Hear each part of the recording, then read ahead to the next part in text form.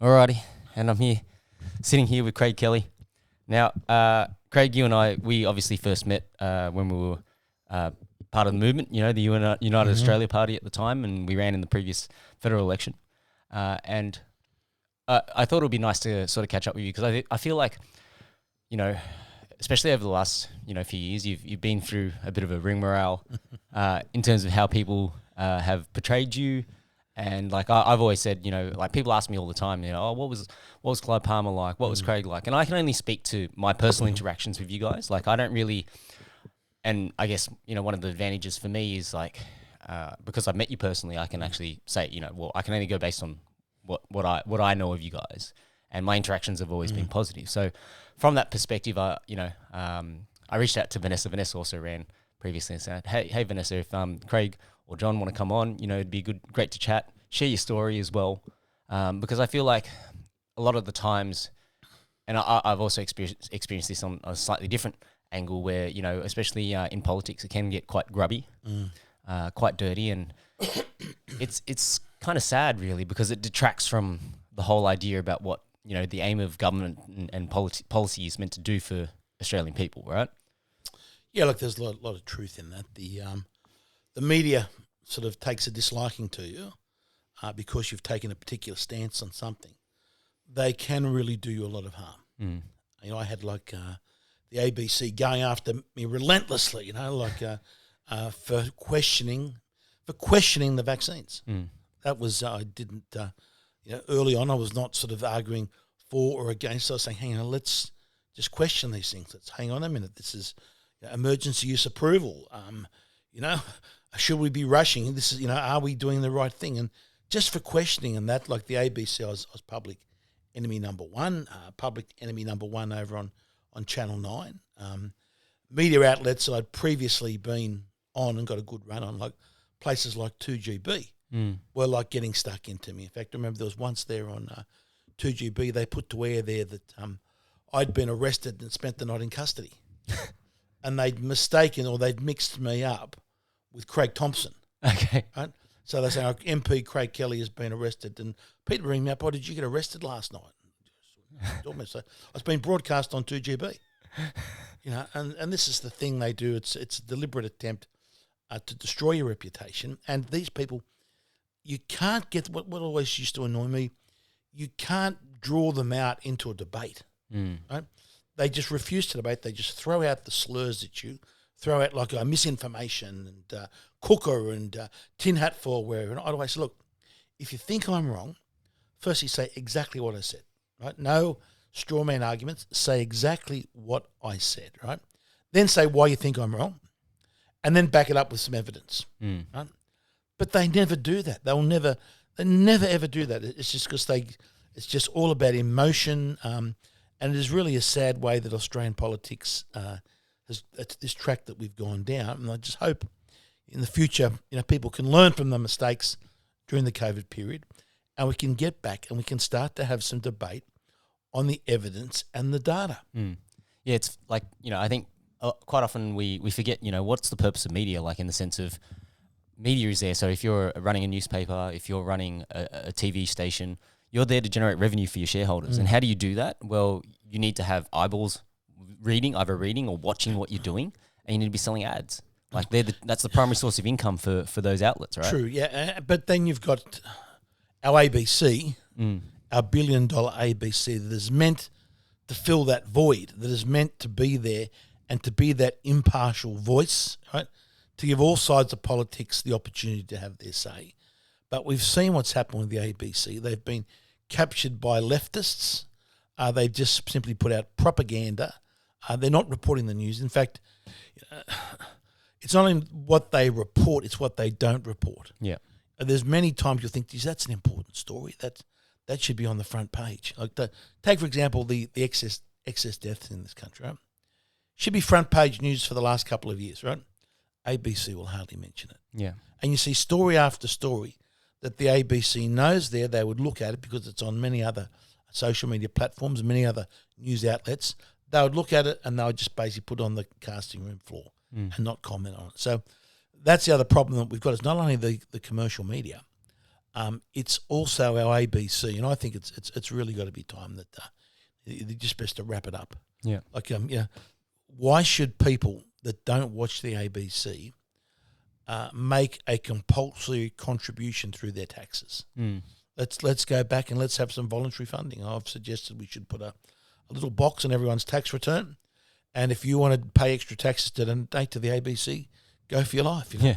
Who knows? They may even get more revenue that way, and then let them go and run what they want to. Yeah. Yeah. But at the moment, unfortunately, the media is a very sad place, and then of course we saw during COVID, we saw the censorship coming through, and you could not debate certain issues in a world where the prosperity and the wealth and the most of the things we see and we take for granted today have all come about through an Enlightenment period that was based around allowing free speech, contesting of ideas. Yes, because I think everything that's ever changed in time was because someone said, "Well, hang on, there's a better way of doing it than the existing idea." Yeah.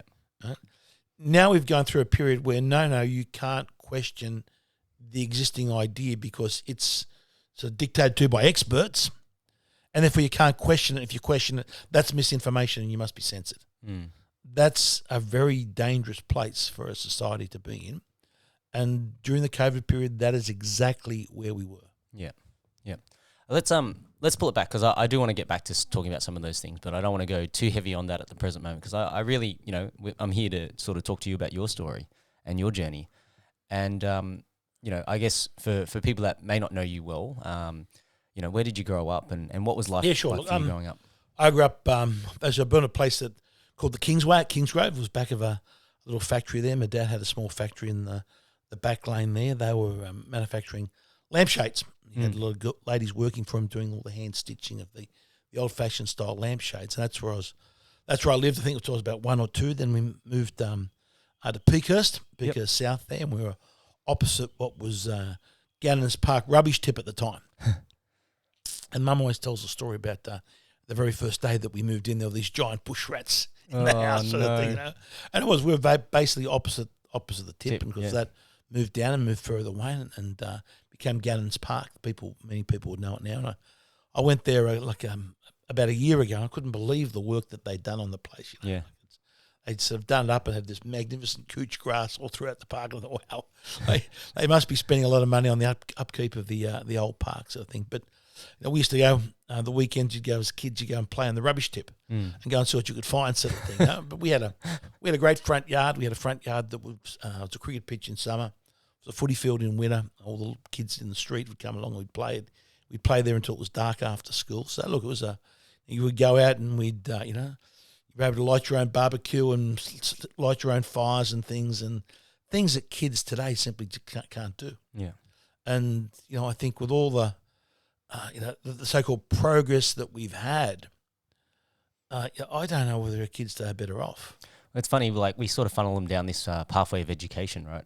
And so, I'm from an Asian background, and so I had this experience growing up. From probably like year 3, I think I was enrolled in tutoring. And had to sit through and it's not a slight on parents that do that. Like I'm just talking about my experience. Obviously, I was involved in the SWAT shops and all this sort of stuff. And don't get me wrong, it definitely instilled some hard work into me. Because you can't really get away with not doing the work.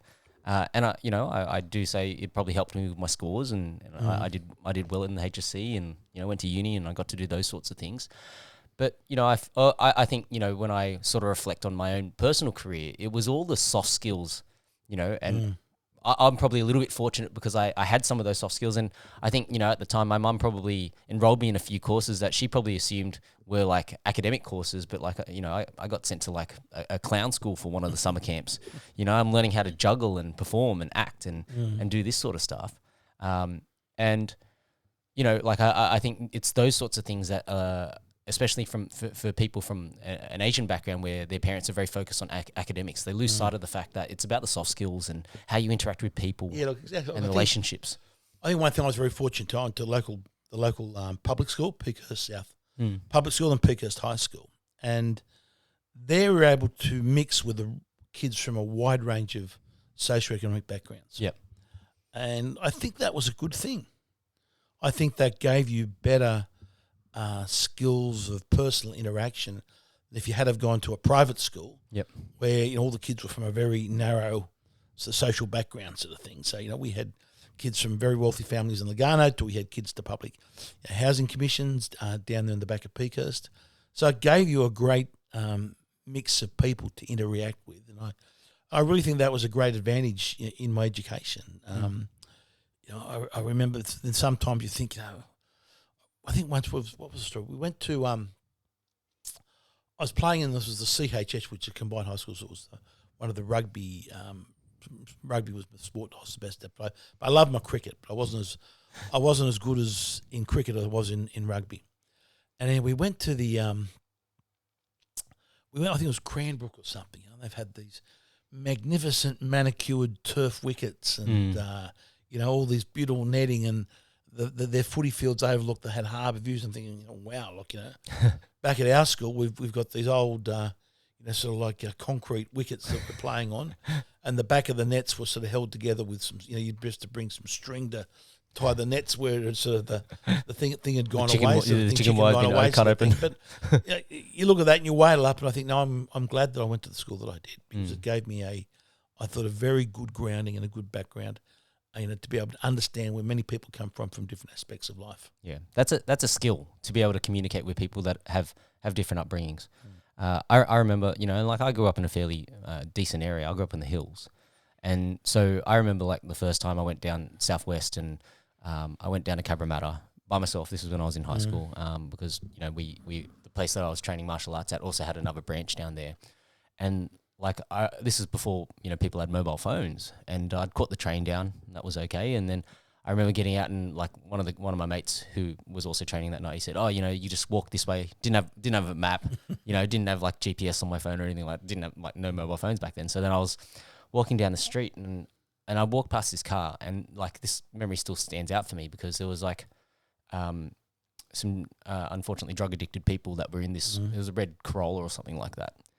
And I think one of them had maybe had an OD or something, or they were passed out in the back of this car, and I'd walk past, and I just overheard it saying, we got to take him to the hospital, and they're freaking out, and I was scared, obviously I was still a young teenager back then, but that was scary for me, but at the same time it was also eye-opening in the sense of, okay, there's a big world out here.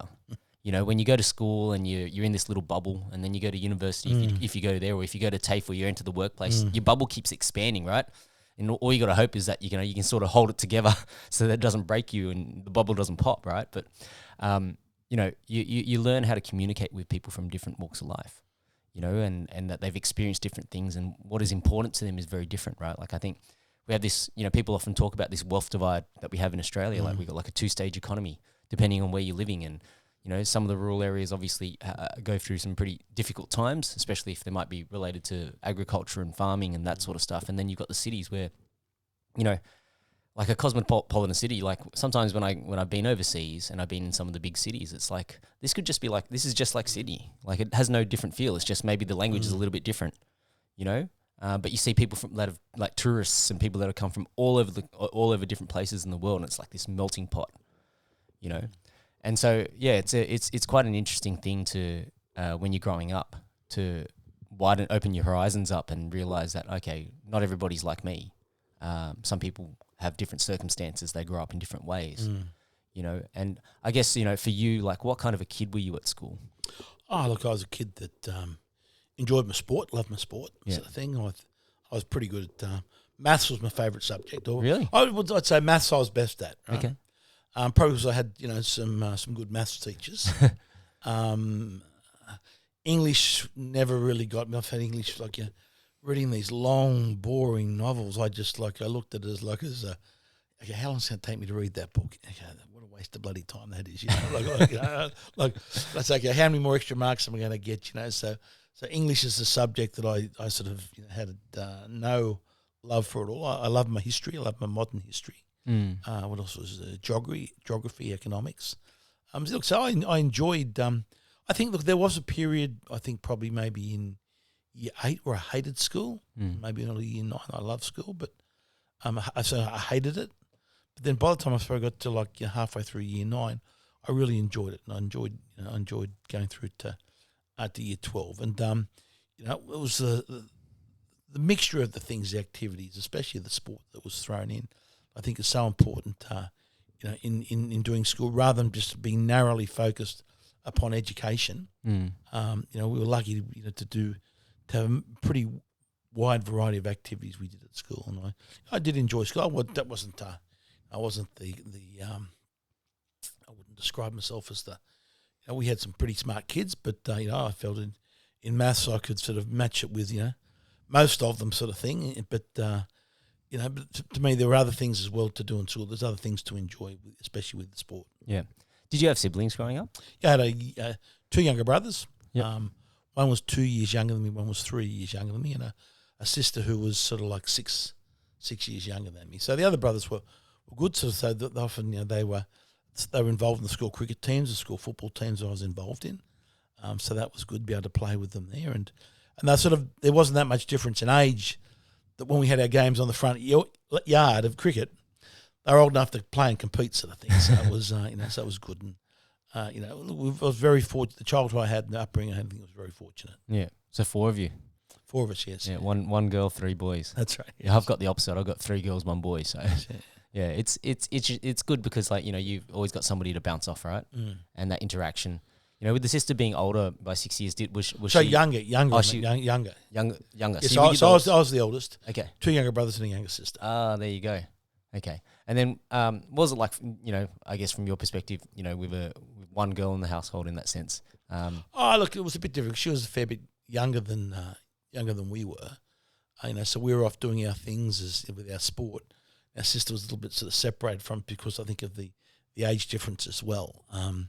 So it's, because you don't invite your sister 6, come out and play footy with us, or come out and play cricket with us, sort of thing. It's sort of like she was. Did she feel left out? No, I think she did her own thing, and that was just the way it was. Yeah. Okay. So then, for you, going through high school and things like that, did you have any idea what you wanted to do after that? Look, not particularly. I always had an interest in politics, followed along. So, it's sort of something you have in your back of your mind. I think here today so many kids that I want to get into politics when they're like, sort of 16 or 17. I think that's the wrong thing to do. I think you've really got to go out and say, keep your interest in politics. You want to join a party, right? But go and get a real job. Yeah. Do some real work, right? Yeah. Get involved in the real economy and learn how things work. And then later in life, come and put your hand up to be a member of parliament. People want to put their hand up to be a member of parliament when they're in their early 20s. The reality is they haven't got the life experience to do the job. Yeah. Right? I was 47 when I was first elected, and I couldn't have done the job when I was 37. Right? Or I would have been absolutely hopeless at 27. Right? And 47 I thought was a good age. You'd had at least 20 odd years in the workforce. And experiencing things throughout your life, and I think that's I just really get concerned when I see people in their 20s get into politics. I think, what the bloody hell do you blokes know? Yeah. And I think we see that today. So many people we see them in the ministries today. Really look, they do not have a clue what they are doing. Well, they're idealistic, but they're not realistic. There's a nice little crossover point where when you've been in the workforce for a period of time, you can still hold on to your ideals and still be idealistic about things, but you've also got the realism to understand. And also, I think being in the workforce and doing things, you get a first-hand. It's one thing to read the theory in a textbook, right? It's another thing to see how that actually theory is playing out in the real world. Yeah, and that's what you get from life experience, and that's why I think it's. I have a great concern about many politicians, people getting into politics before they've actually had the life experience that they really need to be in the job. It's funny. But one part of the job is being a member of parliament. I remember the previous member, Dana Vale, said to me, "Look, you're part priest, you're part financial counsellor, you're part marriage counsellor." You're almost a mentor in things. You've got And you can't do that unless you've had the life experience yourself. Mm. Yeah, it's funny. You made me think about at one of, I think it was one of the meetings with Natalie Duma, and the young interns from the Chasers had turned up.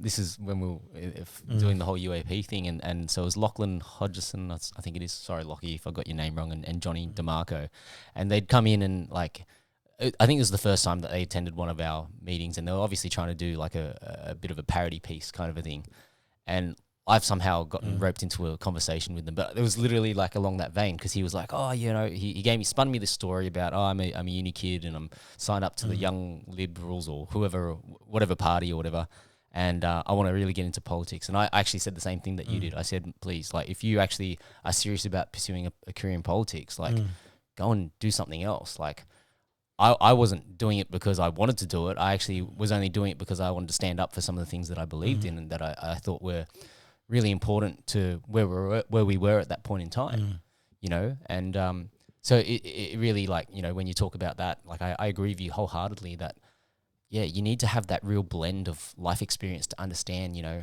how things work.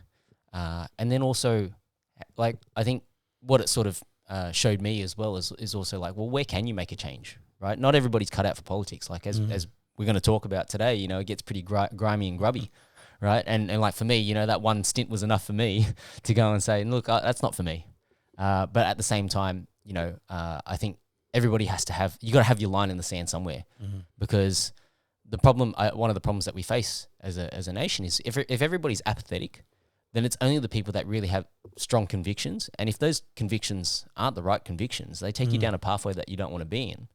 And then it's like, by the time you finally get to your line in the sand, it's almost too late to then be able to do anything about it. So, you know, as a parent, and I guess, you know, for me, like, I think, you know, parenthood has been one of the biggest joys in my life. I always think about that from that perspective of, okay, you know, like, reality is in you know, 30, 40, 50 years, we probably won't be here, but our kids will still be. So, you know, what sort of a life do we want them to be, well, what sort of a country do we want to pass on to the next generation? I think there's something that is built into, not everyone's, but most of our DNA, that you want to try and make the place better for your next generation. Yep. I think that's, unfortunately, there's a lot of people in politics that we don't see that today. They might say they do, but that's sort of something fundamentally built in your DNA. You don't have that, you end up, the next generation goes down, on the one goes down, and the species becomes extinct. Yep. That's it. So that's, I think, you know, throughout the millennia, that desire, or that part of deep embedded in our DNA to make the place better for the future generations is something that is there. And unfortunately, what I see in the country today, I don't know if we can say that. I don't know if we can say the next generation coming along is going to have the freedoms and the opportunities that I had as an Australian growing up. And that's really, really sad, and we've got to keep fighting on the policy front to try and reverse that from where we're going. Yeah. And I guess, you know, the cold hard facts in terms of what you're saying there is, like, you know, I think when at the previous election, we were like at $1 trillion of national debt. That number's probably more like 1.3 or 1.4 now. Yeah, I haven't got that. It's unfortunately, people don't.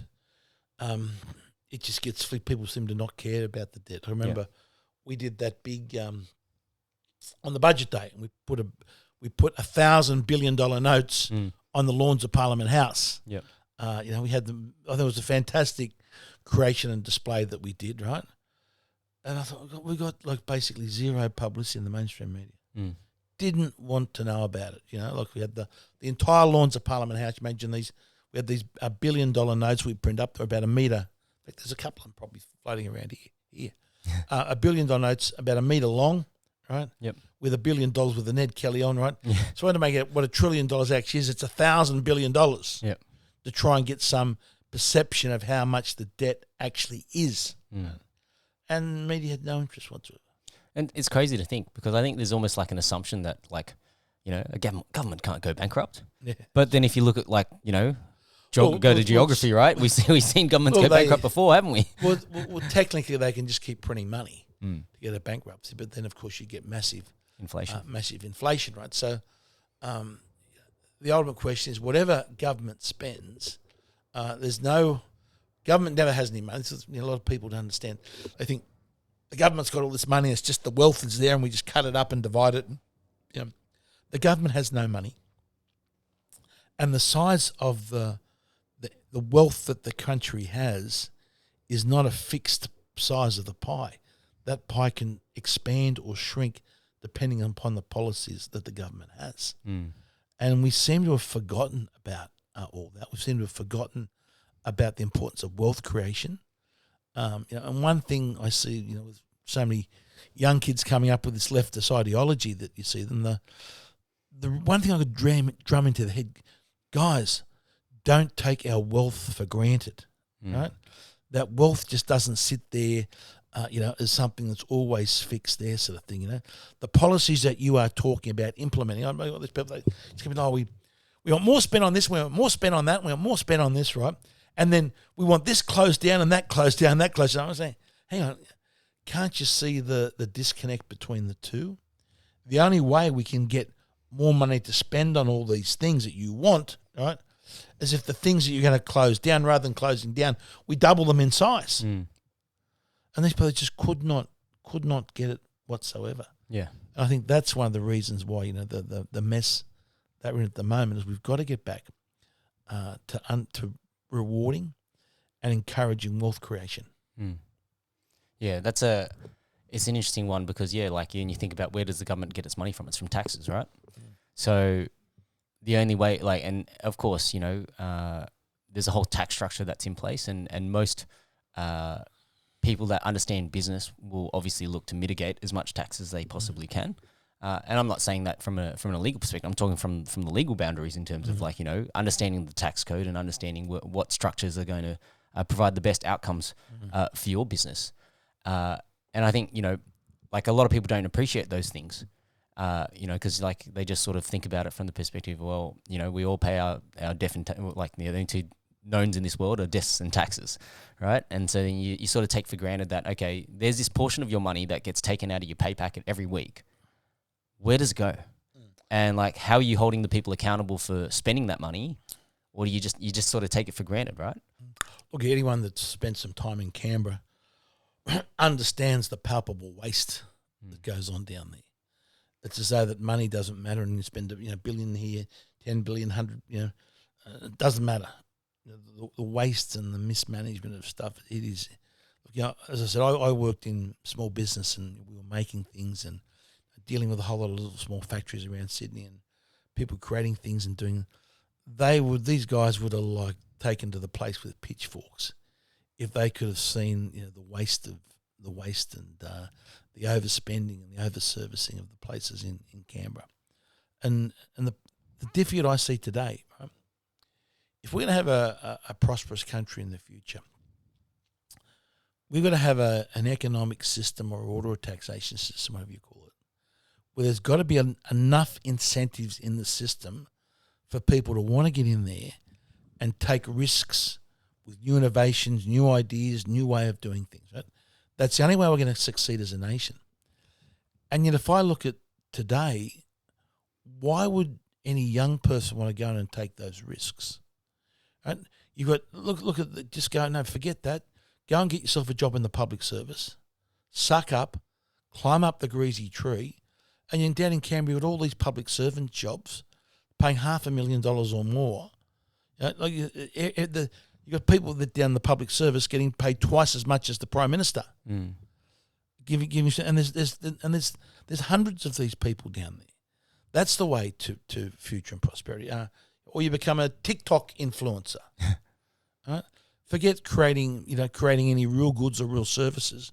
Become a TikTok influencer is the way to become success and famous. And that doesn't create the wealth that the country needs.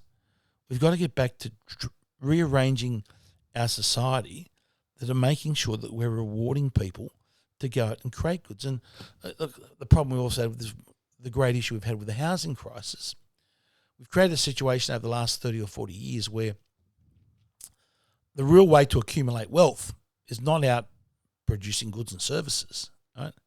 It's speculation on real estate. Because the prices, because we've imported so many more people into the country than what the capacity we have to build houses. So there's been this constant undersupply of housing, which has pushed the prices up and up and up and up. Right? Yep. So everyone that's invested in real estate has seen everyone looking on it. So look at all the money that's been made in real estate investments, right? But that doesn't add one zack of value to the economy. It's just a Ponzi scheme at the end of the day.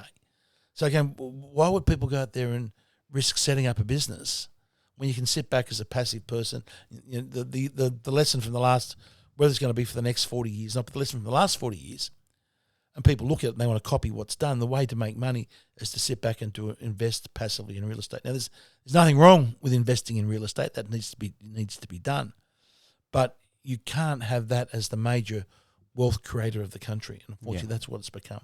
Well, it's a pretty hostile environment for business owners at the moment. That's right. You got the government coming against you.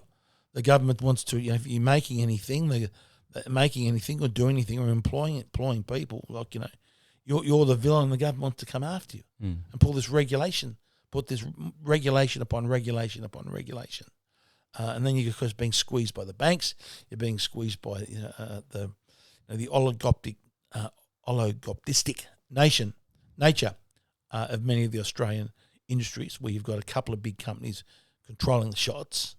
It's just making it harder and harder for someone to set up independently and to start to run their own business. Yeah. Just on that, about the government wastage, I don't know if you've had a bit of a play with AI, but I'm like really deep into this AI rabbit hole at the moment. And I sort of have, gone through the many emotions in relation to AI. Like I started off being, this is bad. It's going to, AI is going to be the end of all of us. It's going to take everybody's jobs. Like I've been down that rabbit hole. And then, funnily enough, it was actually the Dune series of books by the Herberts, Frank Herbert and Brian Herbert. But they had like this really good arc that sort of talks about, AI and general AGI, general intelligence and things like that. But, it's sort of, we're already almost symbiotic with technology at the present moment. Like the likelihood of an adult walking around without their mobile phone or being anywhere without their mobile phone is practically, 1%, if that, right? Yeah. So from that perspective, like we're already heading down this almost like this convergence pathway. And I think, as with anything, you can't throw the baby out with the bathwater. Like, yes, there are definitely concerns that should be there around the output of AI and what AI is potentially going to be capable of. But I think there's also a great opportunity for good that can come from AI. The issue is like, are we going to be ready for that as a country? Look, it's, how's it any different from when the tractor replaced the bloke with the shovel? Yeah. Right? It's just a more efficient way of doing things. And, we thought, you go back in time and think, all these tractors and all this automation coming in, all these people, where are the jobs going to be? We need people with shovels to do it. But more jobs are created in different industries and new industries crop up that we haven't never dreamt of. Like, all the work in computer development technology today. I'd say so many of the kids that I went to school with are working in jobs that never existed when we were at school.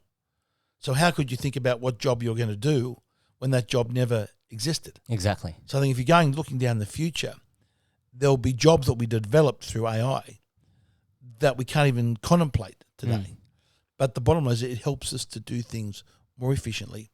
If we do things more efficiently, you create more wealth, and that creates more prosperity. Well, I think, sort of looking at what's going on in the US at the moment, and I don't want to talk too much about the US, but I just think, what they're trying to do in terms of reducing government inefficiency and using those types of tools because the reality is, like the lines of compute that those tools can generate is significantly greater than what, a few bean counters in a room could possibly do.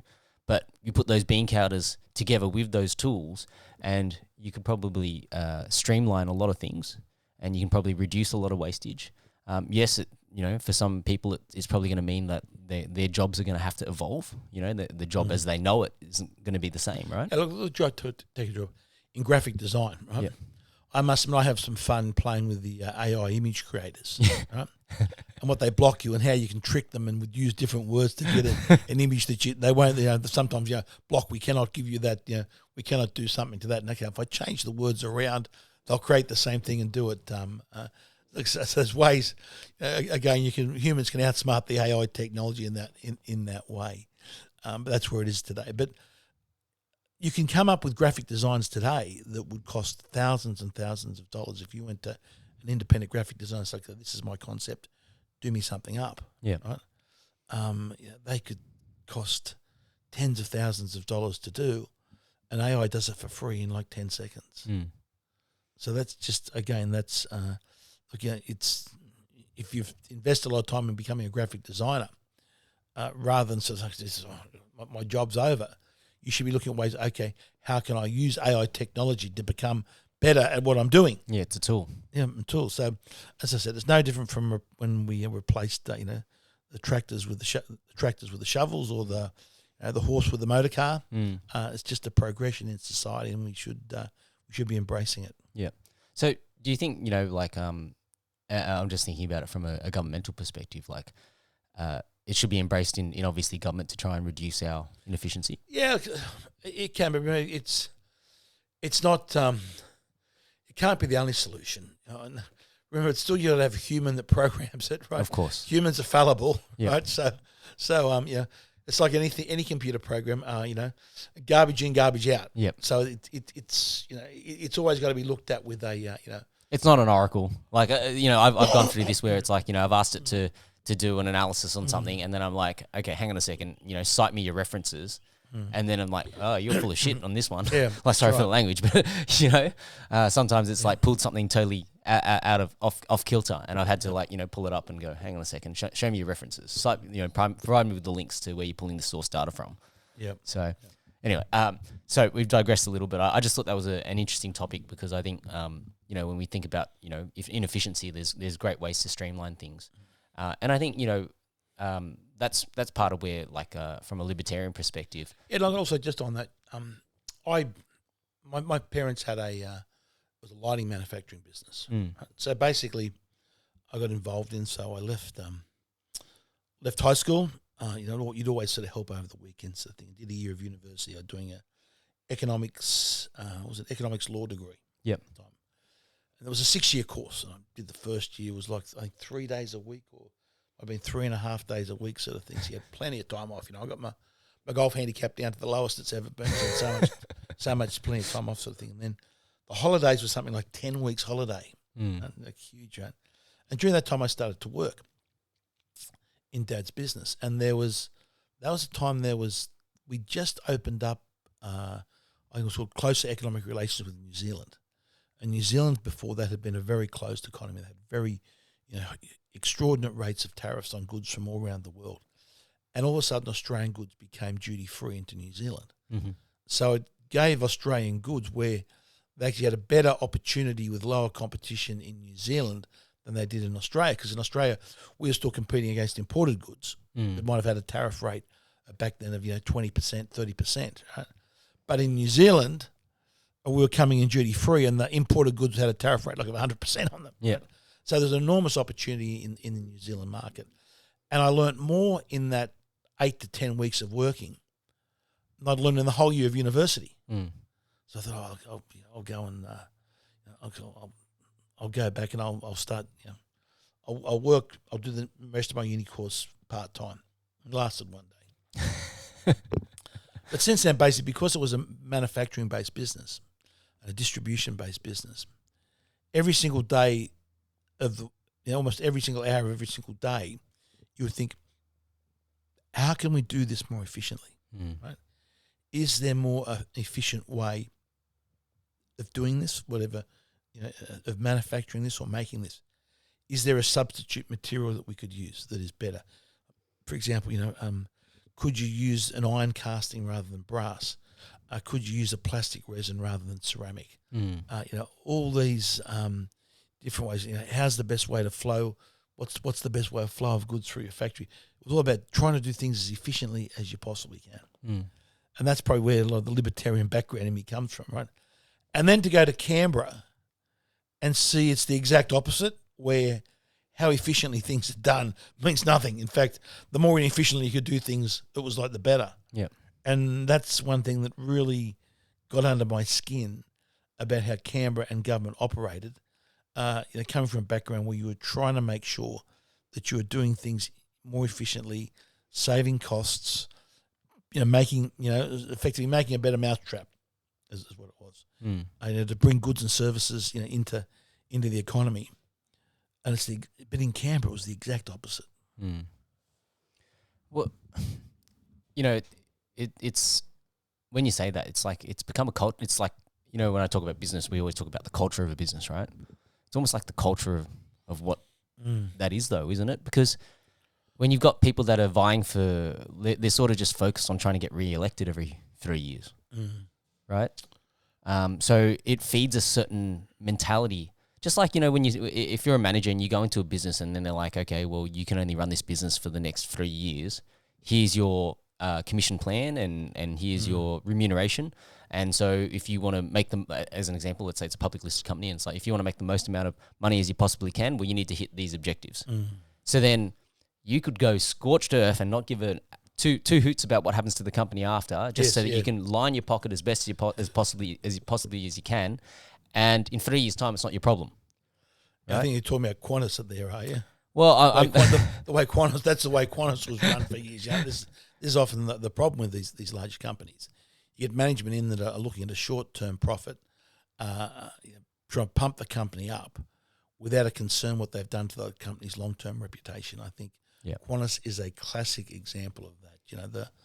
The Qantas airline, most Australians used to be prepared to pay a premium to fly on Qantas, because Qantas was our national airline and people felt proud about Qantas, right? With all their wokeness, they've destroyed that. Right? So now, if you're looking for a fare overseas, if it's Qantas or Emirates or Etihad or United or whoever it is you're flying with, right, there ain't much of a premium Qantas can charge. People will pay. Right? They've lost that ability to charge for people to pay that premium because they've damaged the company's long-term reputation. Yeah. Well, that's like I think it becomes a cultural thing when that's the norm, And I just wonder whether there's no easy answer when it comes to your elected, representatives in Parliament, because unfortunately that's the system that we've got. Well, look, there should be it's the accountability that we're lacking. That's what is lacking in Canberra. It's the lack of accountability from the media. That is ultimately what changes the culture. I mean, you see people getting, and I think it's also the apatheticness of people to continue to vote for the same party they always have. Like honestly, how any traditional Labor Party supporter could turn up at this election and vote for the Labor Party has got me beat. Well, it almost should be, part of your, like when they give you all the papers when you go to vote, there should be like a report card on what were your last election promises? That's right, yes. Right? And what did you achieve based on that? Because I think if you're a government and you're the one that was in power and you had that report card and it was a good report card, that's going to help you get re-elected, isn't it? You think of a traditional Labor voter, right? Maybe working in an industrial job, renting a place, trying to run a second-hand car, right? They've been smashed with rent increases, absolutely smashed with rent increases, right? You see, the manufacturing jobs continue to go down because of the cost of energy that's continuing to go up. Cost of living, other cost of living, through the roof for them, right? New taxes coming through on all cars. So everything that, the very people that have been traditional Labor supporters and have given their support to the Labor Party over decades have simply been betrayed by this government.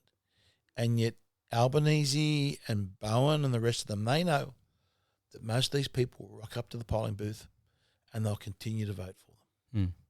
And that's where the accountability's got to come in. There's got to be greater. People say, okay, you did such a bad job. I cannot vote for you this next election. You deserve 3 years out of it. Put new people in. You deserve to be kicked out. Go and learn your lesson. But next election, I'll come back and I'll as a traditional Labor person, I'll support you next election, but I cannot vote for you at this election. The same with the coalition at the last election. Like after what we saw from the coalition parties, when it came to basic fundamental freedoms, and you see people just blindly going to walk into the polling booth, right? Grabbing a Liberal brochure, not thinking, because they've done that through creature of habit for so many years.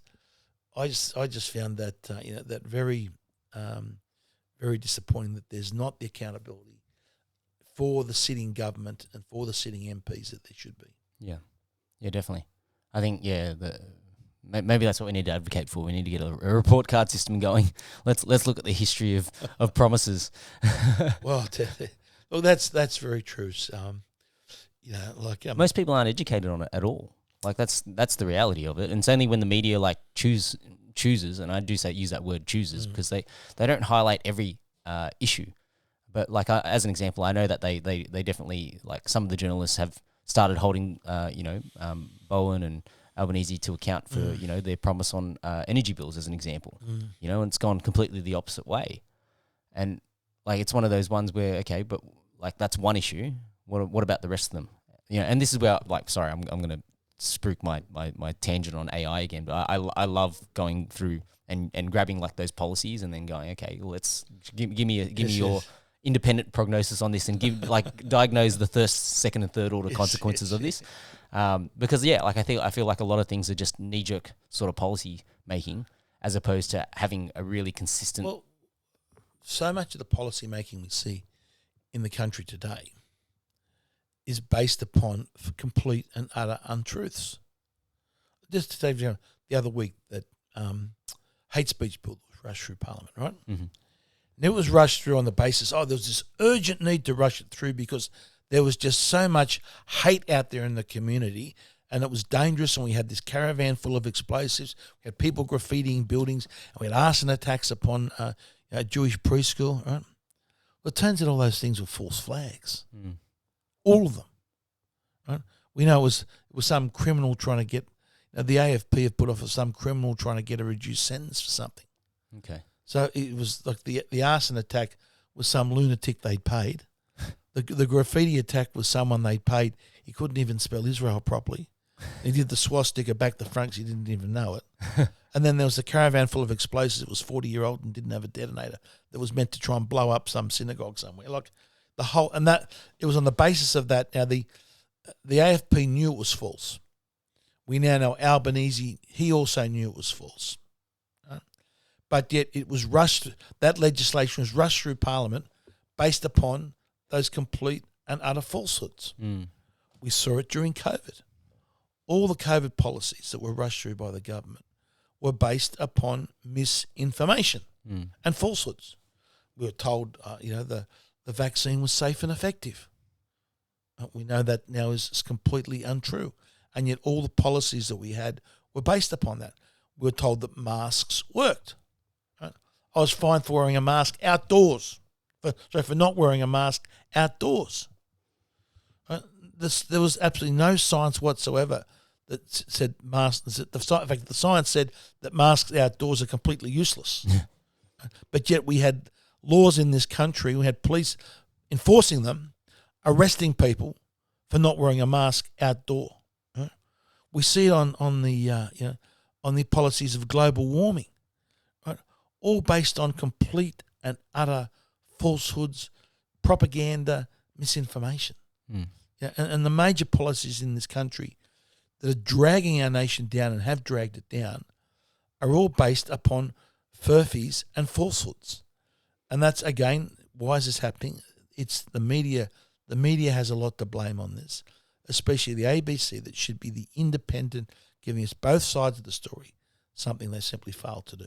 Yeah. Yeah, like that. All of those examples.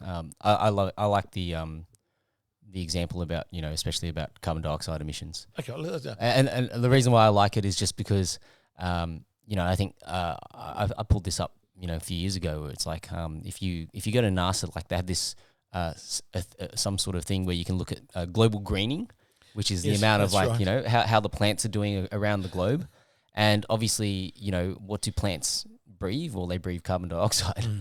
And but we're told consistent lie after lie after lie about this. Now, the question is, let's just assume that CO2 is the control knob that does global temperatures. So let's just assume that's correct, okay? Let's assume the IPCC's calculations of how that works, let's assume they're correct for America. And we have all these politicians out there, vote for me because I'll take real action on climate change. And we've got to take real action. We've got to do things, here's a question for you, okay? What do you think the numbers show? If Australia was to go net zero, that means we have zero CO2 emissions by the year 2050. And we maintain zero emissions to the year 2100. What will if Australia did that, what will be the effect on average global temperatures? Well, I think our contribution to the carbon dioxide in the atmosphere is probably minuscule in comparison to other countries like, say, China, India, even the US. Okay, it is 0.01 of 1 degree Celsius. So that's 1/100th of 1 degree. So all these politicians out there saying, we've got to do this, we've got to do that, we've got to do that. At most, the policies that you are talking about, as compared to, say, doing nothing, right, are 1/100th of a degree by the year 2100. And yet we're destroying our economy. We're doing these things. Then there's we're told lots, how renewables are so cheap. Renewables are the cheapest. Again, that's if you don't count the extra transmission lines are needed.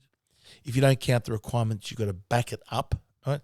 If you don't count the fact that the intermittency of these so-called renewables make the baseload generators have to ramp up and down and run efficiently all the time. And when you add all those costs in, they're hopelessly expensive, and you see that every country in the world, the more renewables they've added to the grid, the higher and higher electricity prices have gone. And yet the public are told constantly that these renewables are cheaper. We're constantly told, everyone's insurance costs are going up because of climate change. No, that's complete nonsense.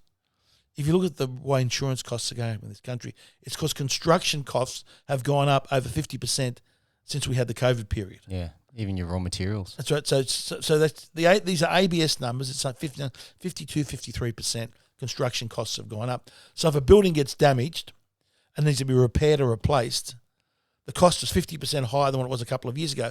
Therefore, the insurance payouts are higher. Therefore, the premiums are going up. That's why they're going up. And if you look at global insurance costs around the world, they're actually, as a percentage of GDP, about the damage that we are getting from climate disasters, which happen throughout human history, it's actually trending slightly downwards.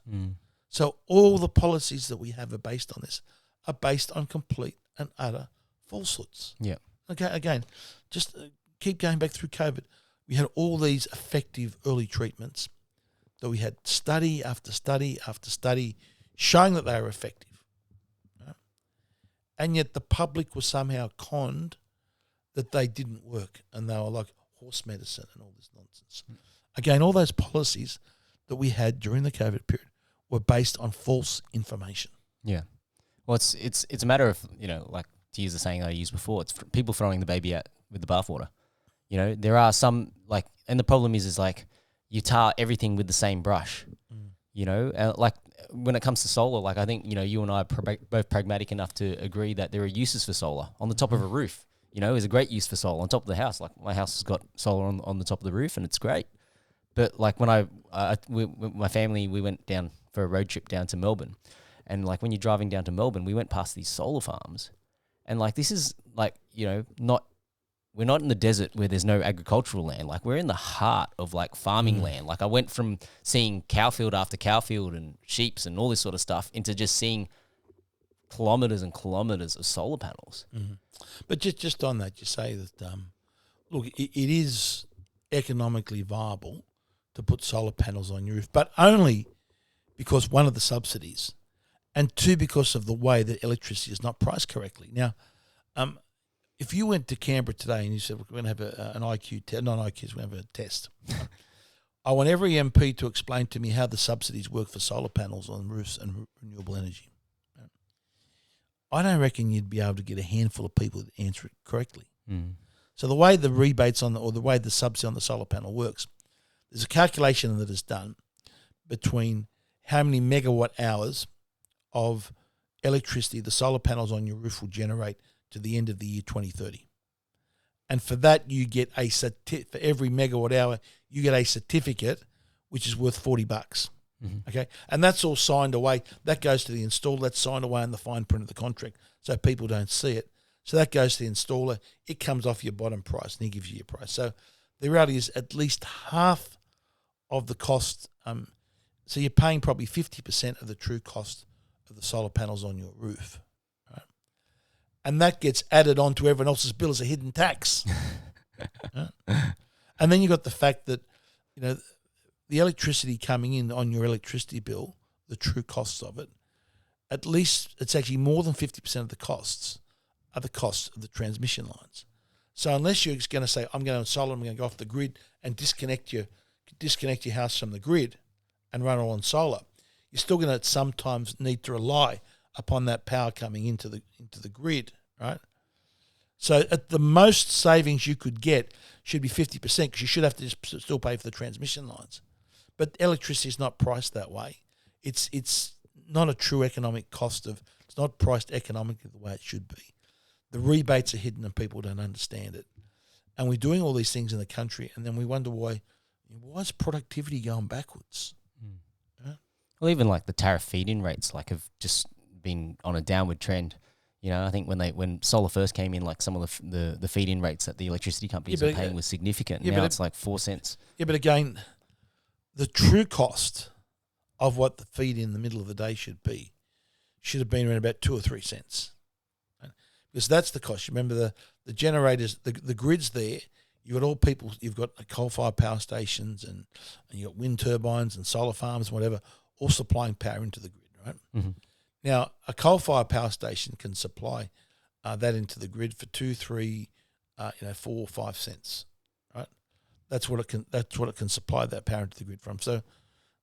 So why should someone who's exporting it from their house get more than what the true economic value was? There's certain New South Wales, one stage I was paying them 60 cents when they could get the same power coming out of a coal-fired generator was 3.5 cents. And as you get more and more power in the middle of the day when the solar panels are there, you're having to ramp your coal-fired power stations right down, right? Because they've got to ramp up as soon as the sun goes to sleep. So again, the whole thing is an uneconomic mess. And again, that's why this country is going backwards. Mm. That's why if you look at some of the data, we have the worst performing country. If you look at living standards and real GDP per capita, we're one of the worst performing countries in the world over the last decade because we're continuing to do all these things based upon nonsenses, misassumptions, that are sending the country to do inefficient things. So for you, you obviously do quite a lot of research into the topics that, look, I'm starting, please. You've got to, I think this is a big difference between the left and right side of politics. So some people on the left, the data doesn't matter. It's all about feelings and emotions. And, no, the data is absolutely critical. So whenever you're making a decision about anything in life, right, you're never going to have perfect information. So you've got to go out and say, in the available time that you've got, okay, you've got to put the information that you've got into your head. I know this fact, that fact, this fact, weigh them all up, and then make the best decision based upon that thing. So looking up data and researching data in any aspect is so important. But unfortunately, when it comes to politics, it doesn't matter. It's what are my feelings? And policy is made upon feelings. And you wonder why we're getting bad policy. Mm.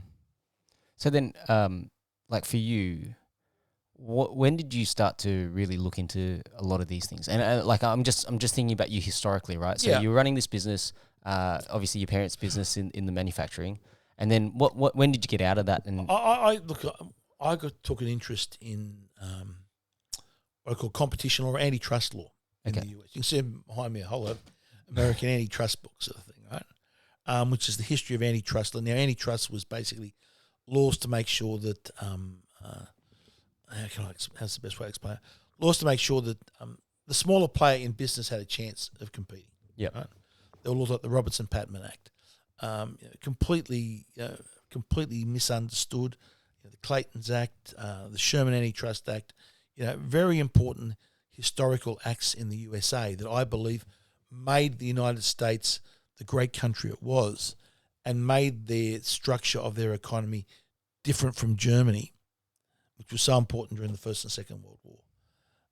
Important to give the individual, the small player in business, the chance to compete. Yeah. Not through giving him a leg up or a handout, but just trying to make sure that the playing field was level and a large player couldn't use the advantage of their size to take an unfair advantage that wasn't based on true economics. So you're looking for equality of opportunity as opposed to equality of outcome. That's correct. Yep. Okay. Now, and then we, somehow in Australia, missed out on these laws or never had these regulations or never had these laws, these provisions. And that's why we became such a highly concentrated markets throughout our country. People say, it's because we're a small market. No, it was because we had laws that restricted competition in this country. So I got this very great interest into antitrust laws, and that's what gave me an interest in politics in Australia and sort of made me really interested in it. Because I could see what we were doing, I think, was clearly basically wrong and detrimental to our economy. And you say, and then I remember, I think it was 2004 when the Howard government got back in. They're going to have this big inquiry into the Trade Practices Act and and they had the inquiry and they came out with all these recommendations. And the recommendations that they came out with had we're going to have the exact opposite effect of saying the goals they wanted to achieve. Hang on, this is just, am I reading this? I read again. No, hang on, they're saying we do, it was the exact opposite of what they were trying to do. And that was just common. That then gave me, okay, well, if they're lying to us here, where else are they lying to us in politics? And that always gave me a great distrust of the Canberra bureaucracy. Because then we saw it, the worst example was the Bureau of Meteorology. What a joke they were. If you look at some of the things that they do. They go back and retrospectively change all the data. So you've got someone sitting in Canberra in an office, and I'll give you the example. The best example is Marble Bar. Right?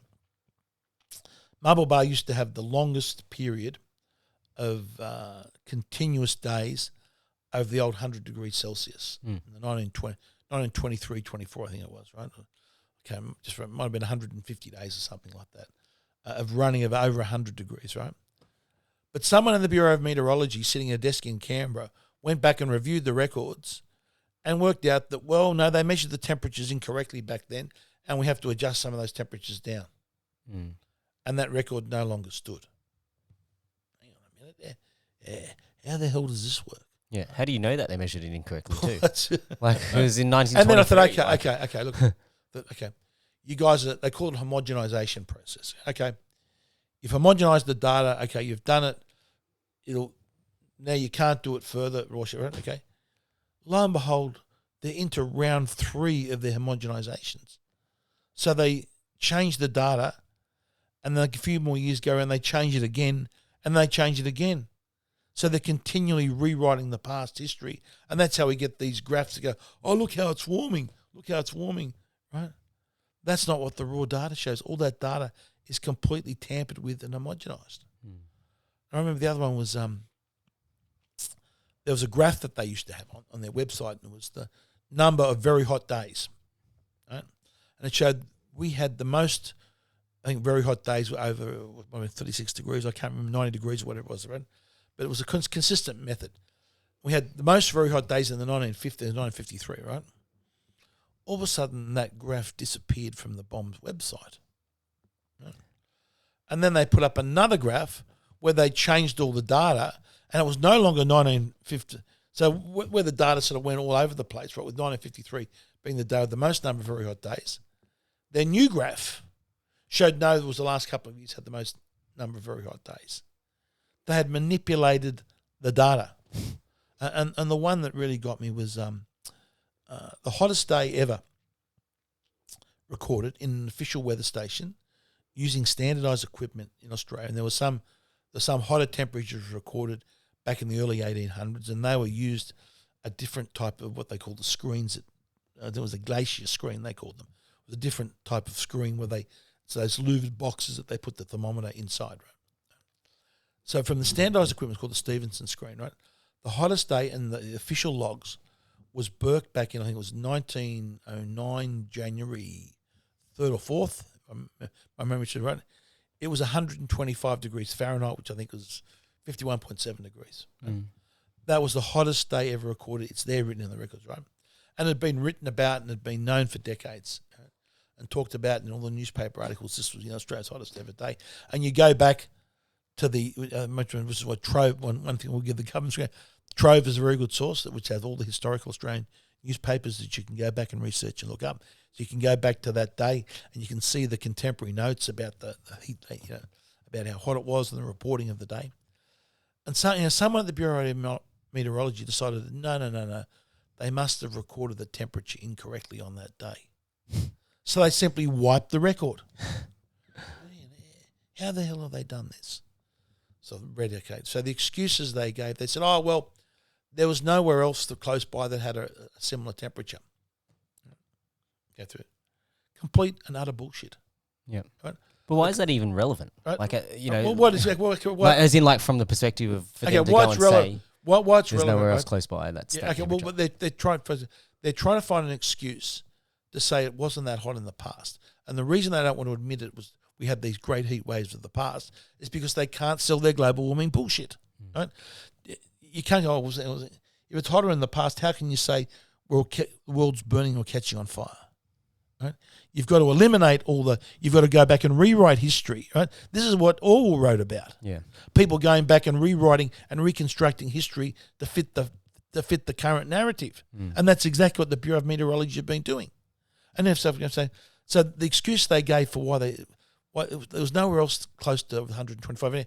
I looked up the records. Barorona, which was less than 100 k's away, recorded 123 on the same day. Complete and utter bullshit they came up with, and they wiped that record. And then there was the period where the Bureau of Meteorology went through. They're putting out all these coloured brochures to the schools, right, in New South Wales here, on the eastern seaboard, and they're saying the hottest temperature was 49.7 degrees. So he'd never had a 50-degree day. And at that time, all the papers were full of, will we get a 50-degree day, right? So they were looking for a headline of 50 degrees for the first time ever. That was the headline that they wanted.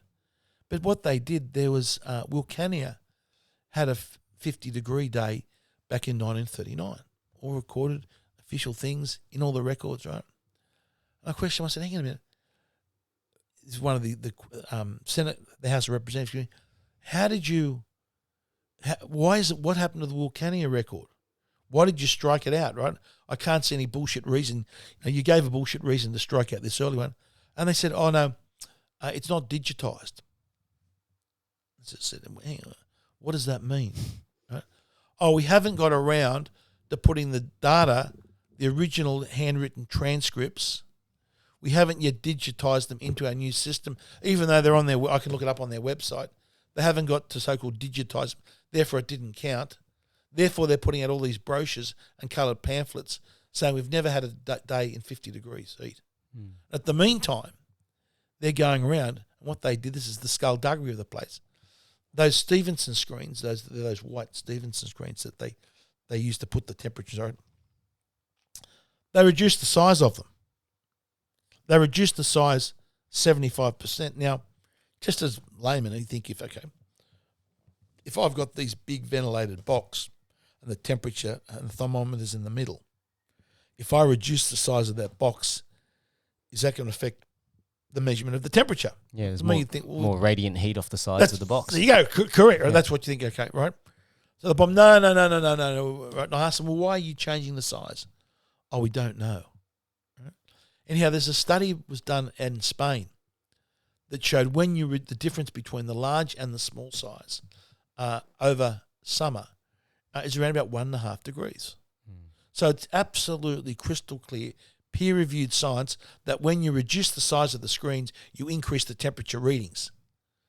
And that's exactly what the Bureau of Meteorology have done. And they pretend, oh, no, there's no reason, right? No reason, no, the temperatures, we can measure the large screen against the small screen against the large screen from temperatures of the past. Yeah, it's no longer a controlled study, is it? Because you change the I'm parameters saying, of the... The Bureau of Meteorology are out of control. They're manipulating the data. They've been caught red-handed. They have no explanation for what they have done, right? And yet they get away with it. And that was what I saw of so much of Canberra, that the bureaucracy was coming up and manipulating data to suit the government narrative of the day. And that's when I came to the COVID period, right? The TJ, you reckon you're not suspicious when you know this is how things are being manipulated and things are being done in Canberra? And that's why initially I was so suspicious of what the TJ were going to come up with, because I know the type of mentality and the person that are there, and you cannot trust these people to tell the truth. Yeah. Information, well, as we can see, a lot of the information is redacted when you try and find the truth, right? Look, we know that you wouldn't trust the TGA as far as you could throw them. They have made catastrophically, and then we had this mob called the National COVID Evidence Task Force, right? And they're meant to look at all the evidence paid by the government, right? And I look at it, they're making all these recommendations, right? They were making a recommendation for remdesivir. Even the World Health Organization is saying, no, don't use remdesivir. But Fauci was saying use it in America. And we had this so-called evidence the name, that's the thing in Canberra. They give them these titles, which are the opposite of whenever you see a piece of legislation in Canberra, right, what they call is normally the opposite of what it does, right? So when you say they're the National COVID Evidence Task Force, well, you know their job is not to look at the evidence. And that's what they did. They cherry-picked the evidence they looked at and came up with conclusions based upon a handful of studies and rejected the bulk of the evidence to come up with a preconceived conclusion that they want. Absolute malfeasance from that mob down there. And, that's why I hope to get the opportunity to go back to Canberra, to call these people out, to hold them accountable, to expose what they've done to the Australian people. So, just to sort of think about it from the other perspective, right? So you obviously, you were part of the government at one point in time, right? Like you were with the Liberal Party, you were a member for Parliament. What would you say to people that say, okay, well, Craig, you were there? Yeah, well, okay. Firstly, there's the executive government and then there's the backbench. Yep. Right. So basically, the executive government makes all the decisions. So let me give you an example. The Paris targets, right?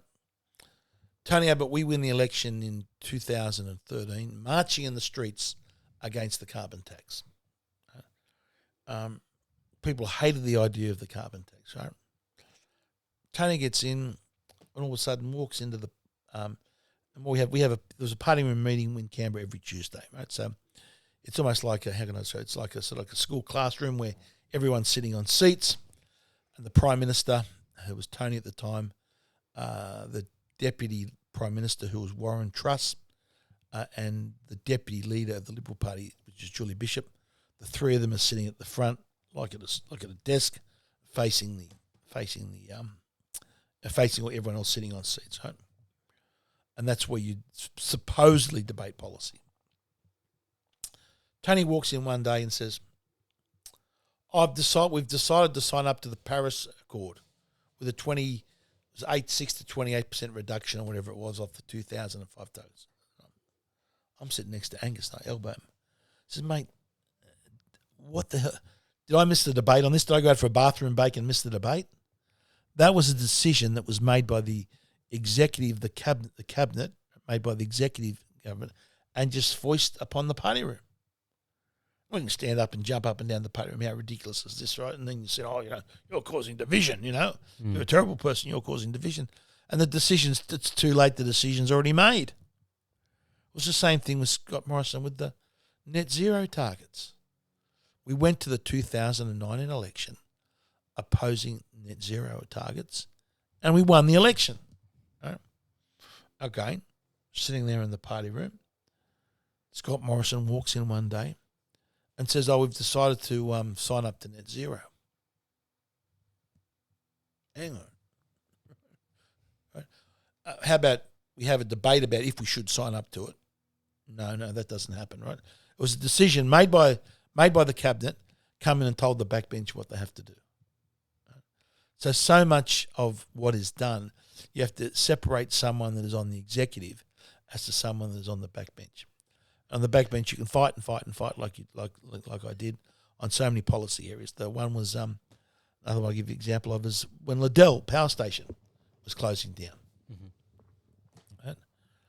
Now, it was absolutely crystal clear to me that, remember at the time, AGL owned Liddell, right? That's the power station north of Sydney here. And they wanted to close it down. And AGL owned Liddell, right? And I think it was one of the other companies came along and said, "Don't close it down. We'll give you $250 million to take it over and we'll fix it up and keep it running." AGL said no, because it was worth more to AGL closed, because they knew if you pulled Liddell out of the market, if you pulled that supply out of the market, it would push the market prices up and they would make more profit, because they've got other generating assets. They would make more profit by getting higher prices on the other assets, right?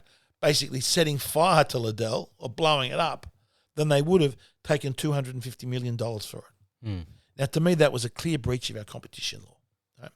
I went to the ACCC, to Rod Sims, who was the chairman of the ACCC, argued with him and his lawyers till I was blue in the face. They couldn't answer they couldn't explain to me. I know they just thought no, it was okay, and they weren't going to run it right. I said, okay, if you don't think this is correct, I says we should pass a law to make that an anti-competitive act, because it's going to push prices up to the detriment of consumers, and they can only do it, right? If they own Liddell and they only own Liddell, you'd take the $250 million. Yep. Right? It's like you got an old car, you're gonna scrap it for nothing. I go, someone wants to give you $5,000 for it. No, it doesn't make any economic sense. You would take the $250 million. If you're not prepared to run it and you want to blow the thing up, you take the $250 million. Yeah. Right? And if the other person can't make it run, well, that's not your concern. You've got your money. Right? That's an economically commercial decision.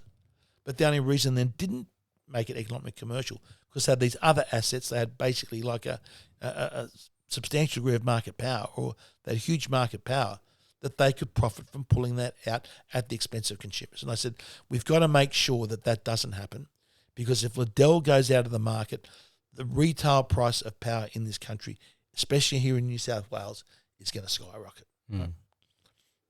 No support whatsoever for it. None. Couldn't get argued it up and down in committee rooms and backwards. No one was interested, because they didn't want to see it. They thought that would have been seen as being pro-coal. They didn't want to do it. Right? So what happens? That was about 2017, 2018. Comes 2021, 22. Liddell closes. Prices go up through the roof, and they're continuing to skyrocket. Right? We should have been building coal-fired power stations back in 2017. We knew the problem was coming along. Right? But as a backbencher, you can't affect. It was impossible to affect it. Then COVID comes along, and we've got this mob called APRA, who's controlled by the a federal government entity, effectively, and they're running around violating the sanctity of the doctor-patient relationship, telling doctors what they can and cannot prescribe, making things that were lawful for them to prescribe. Right? Remember, a doctor here in Australia can prescribe a drug that is otherwise approved for other purposes, right? What they call off-label.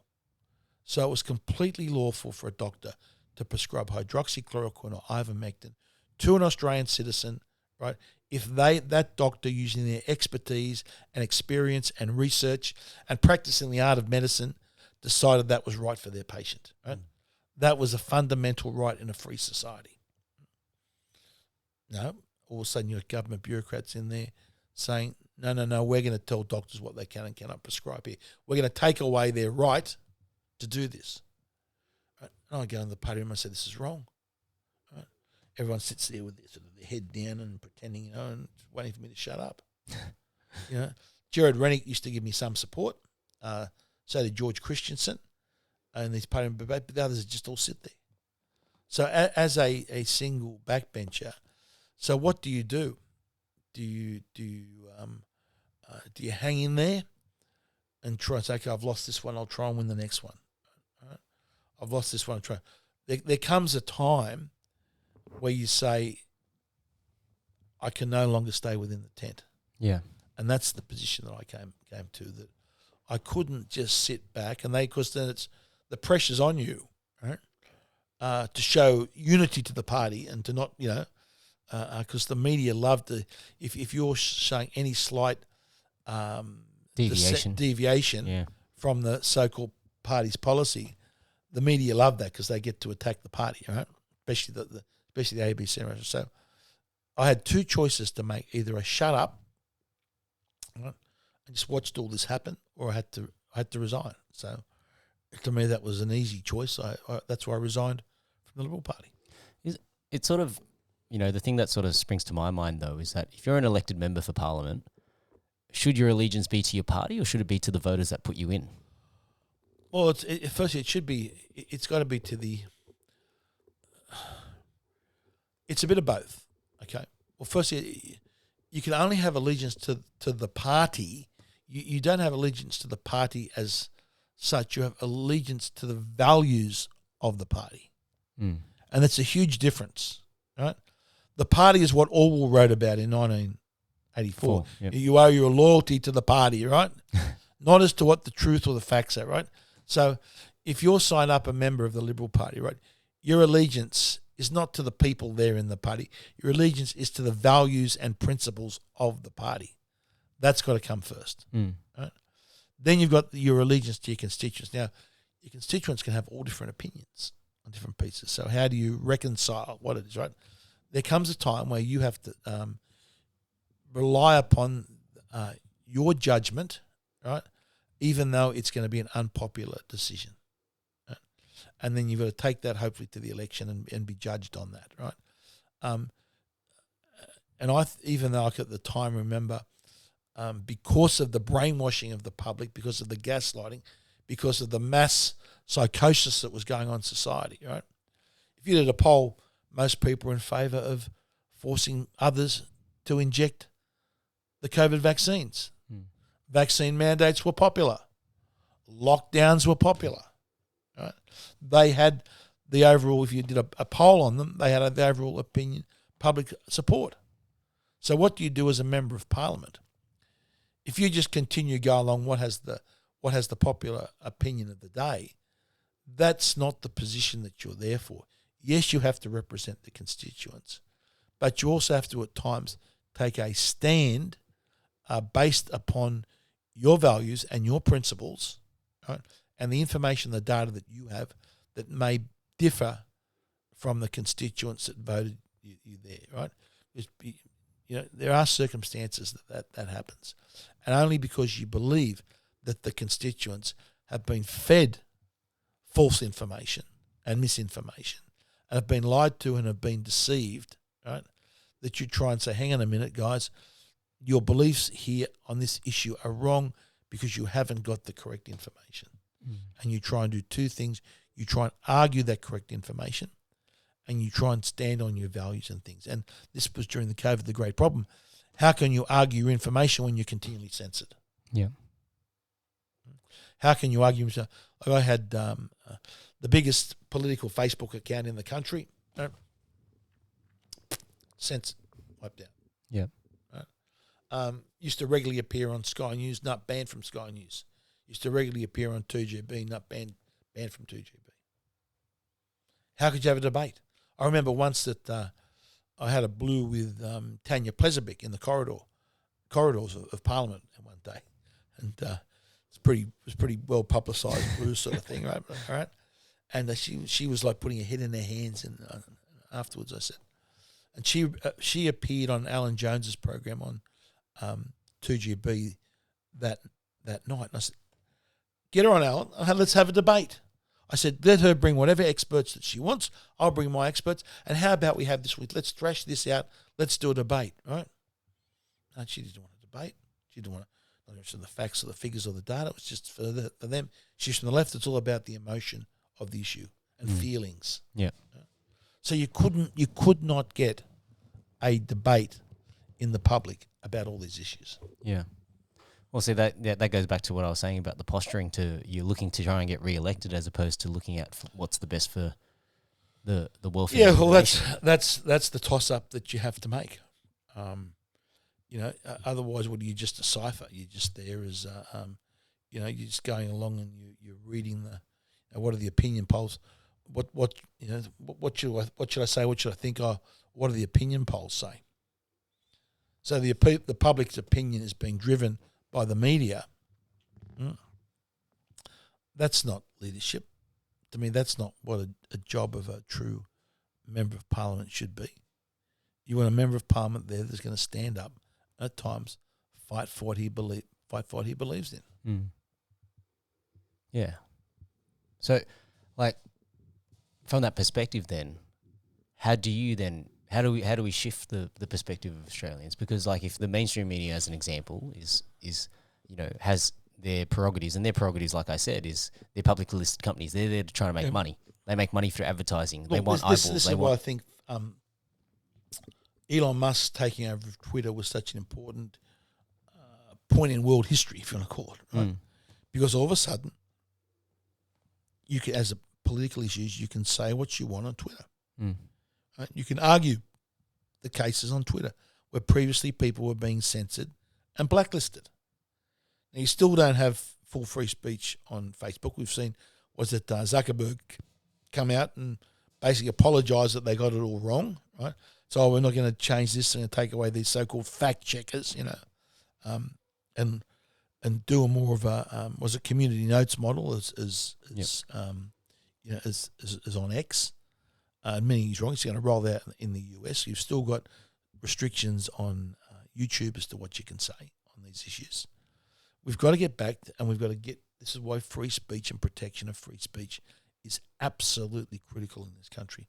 And to think we had that mis- and disinformation bill, went through the House of Representatives, all the Teals voted for it, flew through the House of Representatives, went to the Senate, right? And it was all set to be passed through the Senate, but we were able to turn it around because so many people got onto those few independent, non-aligned senators and turned it around.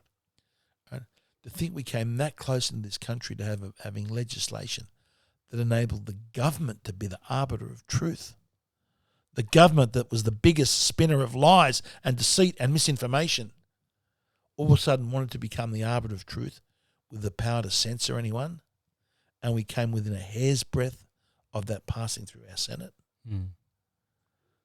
So there is in that a little bit of bright, with I think X, the old Twitter, has changed the landscape a bit. I think there's more, as you said, more with this podcast like this. There's more debate generally going on, which is a good thing, but we do have a long way to go. Because the problem is, I find, especially with people on the left, once they get propagandised, it's quite easy to propagandise them, right? But to get them to see the light as to wake up that they've been tricked and deceived and hoodwinked is very difficult. That's why you saw people like going back for their 5th and 6th and 7th and 8th COVID shot because they've been propagandised, right? And no matter what data that they saw or you showed them, no, I'm going back. I'm going to, I wasn't wrong. I'll go back and putting themselves in harm's way about injecting this genetic stuff into their bodies again. Yeah, but you have to be compassionate to them as well. Like, I think, you can't really. It's very difficult to, when somebody believes certain things, they have to want to change their own beliefs for their own sake as well. Once you've sort of dug yourself in that you believe this, or this is the kind of person that you are. And I think part of growth is recognizing that we can all learn, from our mistakes or learn from things, and to share a story with you, right? Like, as an example, when Don Perrottet came out and gave that public apology, you know, over some of the things that happened throughout that COVID time. Out of all my friends, I had one of my high school mates ring me, and he just said, "Oh, you know, I saw that today, and I just I wanted to ring you and apologize myself, you know, because obviously we had some heated discussions." And I was like, "Mate, like you don't have to apologize to me. Like at the end of the day, I was standing up for something that I believed in, that I think is the right thing, and whether you appreciated it or not, at the end of the day, you know, I think valuing freedom is something that is very important to all of us, right?" And like he's got kids, and you know, we had that conversation, and like he was like, "No, I just, you know, like typical sort of more Asian mentality, head down, bum up, just do your work," you know, and that's probably the reason, like jokingly, this is probably the reason why you see Chinatowns in almost every capital city in the world, is because when the Chinese come in, we don't complain about shit. We literally just go into a place, we do the work, and we find our own space, and we build on, and we build on, and we build on it, and like we find that's sort of how we find our own way.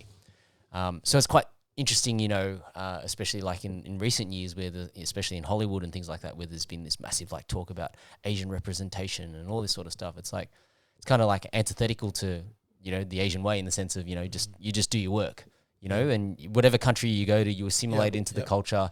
You find your own space. It was interesting during that COVID period, the different demographic breakups, how different sections of communities had different views.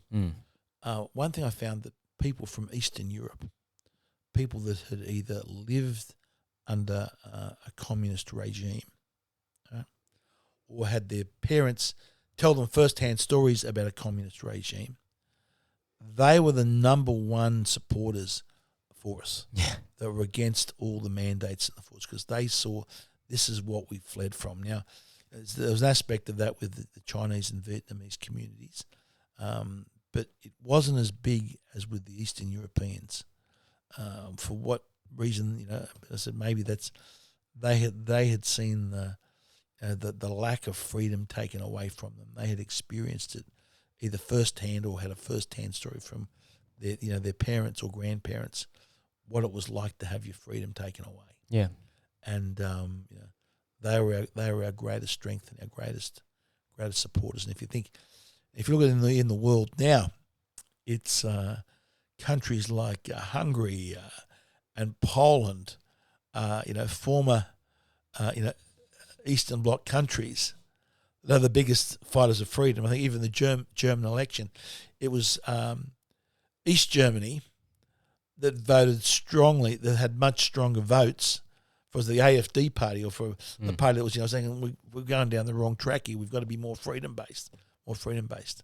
I think it was a very interesting perspective, is where same Australians, mate, yeah, she'll be right. The government will look after us, mate, no worries, Well, they both, wherever you go, it's almost like the end goal is still that you want a better country for everybody else. The pathways are just very different. Whether you walk to the fork on the right, the fork on the left, they're very different pathways of how you get you might be a bit generous there for some of the COVID situation with those mandates. A lot of those people that were enforcing the mandates and wanted the mandates did it for purely selfish reasons, because they thought it would make them safe, right? I think we're being a bit overly generous to many of them. Think, they were doing it for the community, In many cases, it was because they'd been propagandized into being frightened, right? And they themselves wanted to be safe, and they didn't give a rat's ass, pardon the French, about what human rights they breached to do that. Yeah. I see that perspective. I'm not going to be as generous as me. as you are there, sort of thing on that point. Yeah. A lot of it was done from some very selfish point of views. Well, I think that always goes back to, if in doubt, follow the money, right? Yeah. Oh, that's exactly. Well, that's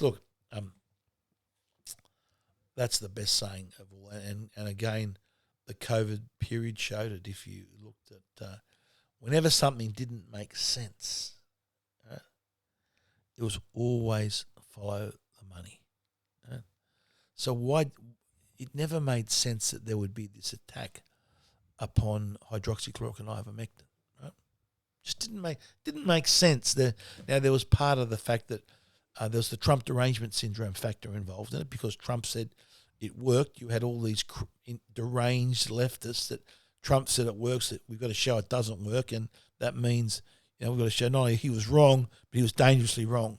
So anything that showed that it did, we had to disbar, right? But the real thing, the mix of that, was the fact that the vaccines could not get an emergency use authorization, right? Yep. That is written in black and white in the US law. I think the words are something like an adequate, available treatment, right? If they had admitted that hydroxychloroquine and ivermectin were effective, those vaccines wouldn't have got an emergency use authorization. And that was $100 million payday for those vaccines. Yeah. Even for the antivirals pushed by Merck and Pfizer as well. I was reading the other day, Merck's antiviral called Molnupiravir, they're expecting to get 10 billion in sales from that, right? This is a drug that costs them $20 to make that they sell for $1,000. Wow. Right? So the 10 billion in sales, right, is like 9 billion clear cash profit. Right? So you had a potential, you had 9 billion clear plus profit, and what was it threatened by? Because they need to get the emergency use authorization to get that $9 billion. Right? That was the cash net profit they were there from. Right? That's 9,000 million. Right? It was to admit that ivermectin or hydroxychloroquine didn't work. So you're right. Follow the money. That's the, and then you saw. So what did you see? You saw absolute corruption in the war against that. You saw people doing absolutely fraudulent studies. Now there were ones that were sort of proven to be fraudulent, right? Where they actually fabricated the data. There was that Surgisphere study, right? The bloke simply made the data up. He said, "Oh no, we've got all these, big data, and we've got all these databases in the hospitals. We can tap into their data." Oh, bullshit! They just made the data, and the way they got caught was that the data they made up for Australia at the time. Remember, in the early stages of COVID, Australia had very few cases, right?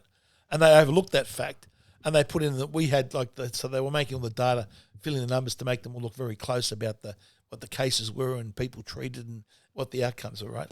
So making all the data up, they overlooked the fact Australia didn't have hardly any cases and very few people in hospital with COVID. That's how they got caught.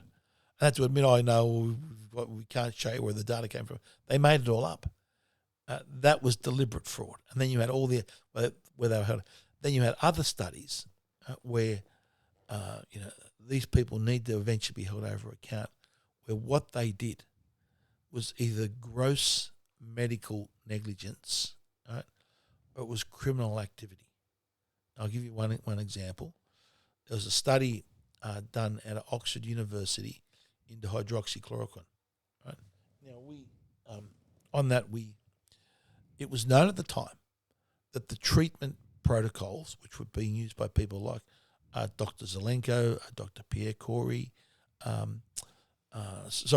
Pierre. Pierre wasn't doing the hydroxychloroquine. It was Dr. Zelenko and Dr. Brian Tyson in California, and also Dr. McCullough. The protocol was early treatment, combine with zinc and use that antibody, right, which was azithromycin at the time. Okay. So this mob in Oxford did the study. Forget about the early treatment, late treatment. They waited until the people were sick in hospital, right? And they didn't start treating them up to 14 days after they'd shown first symptoms and were very sick, right? They neglected to use the zinc, and they didn't use the azithromycin as antibody. Pardon me. And then they gave people toxic overdoses, like 4 times what was recommended. And they gave in this study, this something's got to be done about this study. It's these people that were involved in this, right? 1,000 people died in that study. So 4,000 people enrolled in it. They had 1,000 casualties. So imagine what type of medical operation are you running? You thought, would you like to volunteer for my state medical study? Yeah. 1 in 4 die. 1 in 4 die? Like that, I think I had what was the second fleet that came out here that had the terrible death ratios that people never survived coming to Australia. They had a better survival rate where they were shipped out on the second fleet to Australia. that was less than 1 in 4 died. And yet they killed 1 in 4 people. And this was at a time, remember, 1,000 dead. Right? This was, and 25% dead. This was at a time that guys like Dr. Zelenko was saving everybody. Right? Everyone that went to his treatment, he said he had 1 or 2 deaths, and they were only people that came very late. Everyone that started on his protocol was early. He said every single one of them survived, and he had thousands of cases. And so did Dr. Brian Tyson in California, thousands of cases. So they're having 0 deaths. These guys over in the UK, at the same time, having a 25% death rate. And because they've given the treatment too late, in excess doses, didn't include zinc. And this is the study that's held up. Oh, look, it doesn't work. You know, those people belong in jail. Right? And this is the thing, like, you know, for all the harsh treatment that you've copped in the media, like if any of the things that you were really spouting was all hogwash and nonsense, you'd be sued for it, wouldn't you? That's right. Well, right? well, look, firstly, I never gave my own medical opinion. Yep. Right. I always was quoting something. I was quoting someone that had some generally impeccable qualifications, someone that had a legitimate high qualifications in an issue, or I was quoting the results from some study. Yeah. Right? It was never Craig Kelly thinks. Right. I remember the best one was on betadine. Right? Now there was a study done on povidone iodine, I think they call it, also known as, right? There's a study there, and it showed it was a highly effective treatment against COVID, right? And I tweeted the name of the study, the link to the study, and said, look, you know, the results of the study are X, Y, and Z, quote, right? I said, geez, this looks promising. It might involve more investigation. Right? Lambasted by Malcolm Turnbull and Chris Bowen and the media. Craig Kelly says we should use betadine. No, I don't. I'm saying we should look at the results of this study indicate that betadine is possibly an highly effective treatment. Right? And of course, anyhow, 2 years later, there's more and more studies that show exactly the same, that confirm what that study shows. And now McCullough has it in his treatment protocols of gargles, betadine gargles, and up the nose, up the nose sort of thing, right? And it's funny that I know whenever now that you feel a cold coming on, you gargle the betadine. Now, I'm not telling others to do that, right? Yeah, I'm saying I did that because of what the data of those studies showed, and because it's in McCullough's protocol, his treatment protocol, and you lambasted and saying, it was the other people giving their medical. So everyone attacking me, they were the ones giving a medical opinion that it didn't work and should be dismissed without even looking at the science. Yeah, well, like I said, facts remain. It's almost like the Bobby Kennedy book about Fauci, right? Like if it was false, the guy would be sued, right? If some of the things that you're saying weren't true, you'd be sued for. I would like. I remember one of the defences to being sued is truth, right? Yep. And I would nothing. These people that did those studies, these people that have done these studies, where they've, I would call them designed to fail studies, right? Where I say you take your pick, medical negligence of the highest order, right, or a deliberate attempt to falsify the records. And if they want to sue me, well, I'll tell you what, I would love the opportunity to, in court, to run the truth defence on that and show it the horrible things, what these people have done, because this is a monstrosity. These people are no better than Mengele. Yeah. All right. Let's switch gears a bit, because I want to sort of bring it back to you. So you mentioned you always had this interest in politics. So I guess, when did you then decide, you were going to jump into politics and get out of the family business, so to speak? I joined. I was really concerned about the issues of competition law, right? And I joined a group called COSBA, which is called the Council of Small Businesses. And I thought, and they were the ones that were advocating the case on behalf of small businesses to the coalition government that was in from 2004 to 2007. Right, they were the group there arguing, right? And I went to, okay, I'll join this group and see if I can help, And I've gone in. What a hopeless lot. There was more important, rather than actually having a frank discussions about issues, it was more important. Well, are the minutes of the previous meeting all correct, right? And what time are the tea and biscuits coming? And I know, and so we've got to argue the case now. I said, now we've got the coalition, I've got the balance of power in the Senate and the House of Reps. Oh no, we can't upset the government. We've just got to we can't upset them. We've got to try and talk with them and get something after the election. Saying, for goodness sake, they may not be there after the next election. Yeah, you've got to argue the case now. Well, they wouldn't argue the case. So I was extremely disappointed in where they were. Then, of course, the coalition did lose in 2007. Kevin Rudd won. And what an unmitigated disaster Rudd was. Like, just arrogant narcissist that didn't, just disaster. So I went and saw the lady that was the member for the seat where I lived, the seat of Hughes, down in Sutherland. Her name was Dana Vale. I said, Dana, you guys you lost the last election, in my opinion, because you lost support of a lot of small businesses.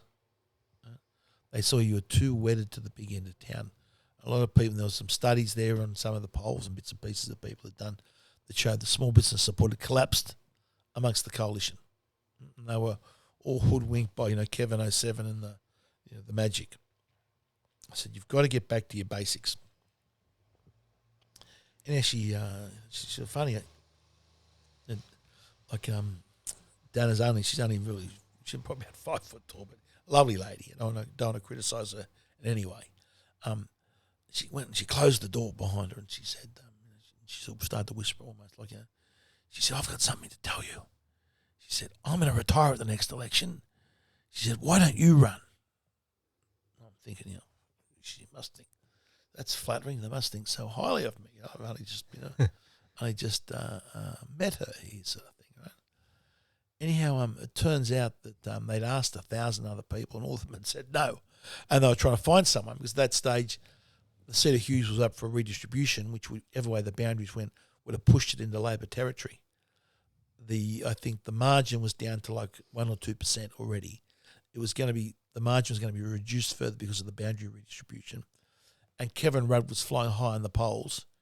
She was going to retire, and she had she'd been there for, I think, 10, 12 years. She had a popularity that she'd built up, and we see a sitting member that's been there for a while, and they exit Parliament. You generally see a swing go back against the trend, right? So all those things were weighing against the Liberal Party holding Hughes. So they didn't think they could hold it, so no one wanted to put their hand up and run, right? So that's why they sort of suggested to me. And so I said, okay, I'll put my hand up and run. But it was all just done to try and do it. And then they asked me, I said, well, what faction are you in? What are you talking about? What faction are you in? I said, I don't know. Well, would you have factions in the Liberal Party, right? Little did I know how factionally divided it was. Just an absolute basket case of eating the party away like a cancer. It was. It's allegiances within allegiances. That's So somehow or other, I end up basically doing a Steve Bradbury and getting through the pre-selection. And won the pre-selection. Something that would never happen today. Yeah. Right? If it was a repeat of the situation, because of the increased factionalisation of the party, I'd have never won that pre-selection like I did, and I would have never survived one term because they would have not wanted to get rid of me and put someone else in there. So that's sort of pretty much how I got to get the nomination for the Liberal Party. And I always thought once I had the nomination, I thought I would win because I was confident that Rudd would fall off his perch, which he did in spectacular fashion.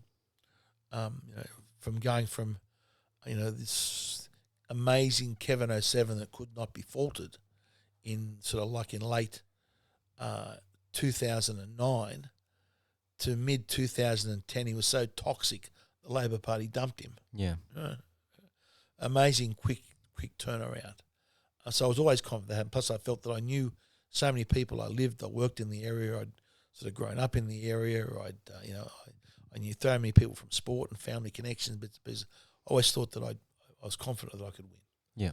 And I think we turned the seat around. I was going to an election. It was I think one of the smallest marginal seats in the country. I turned that around. I think within 3 elections, I had it over 10%. Right? And there was a chart done somewhere. I think that my seat had moved more than any other seat, apart from, I think it was MacArthur. Since I was elected for the 3 elections, my seat had swung more to the Liberals than any other seat, other than MacArthur, which bounced back the other way shortly afterwards. But Hughes sort of held up a little bit. So that's how I sort of got into it. And I could, then, of course, you go into this, and many of the other MPs that were down there had been staffers and worked in politics. And so it's a bit overwhelming when you go down there for the first time. Yeah. And I remember, going with my late dad. We were driving down there, and you drive up that ramp that goes up, and you see the big flag up on the hill. I said, geez, Dad, how am I going to bluff me way through this? He says, you'll be right. Just, he says, so bite off more than you can chew and keep chewing, sort of thing. That was one of his sayings. And so there you go into the Parliament, and the chamber has this. It's an amazing place to speak in the chamber because you can really project your voice. I don't know how they worked it out, but the acoustics in the place are quite special. So you can stand there and you can project your voice right across the room. And if you've got a bit of a booming voice, you can really. And so you go there. You think, oh, how am I going to do this? And you think all these people, Rhodes Scholars and this, and after about 2 weeks, you hang on a minute.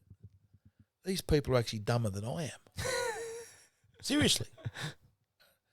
And then the longer you stay there, you realise actually how dumb and how out of touch these people are.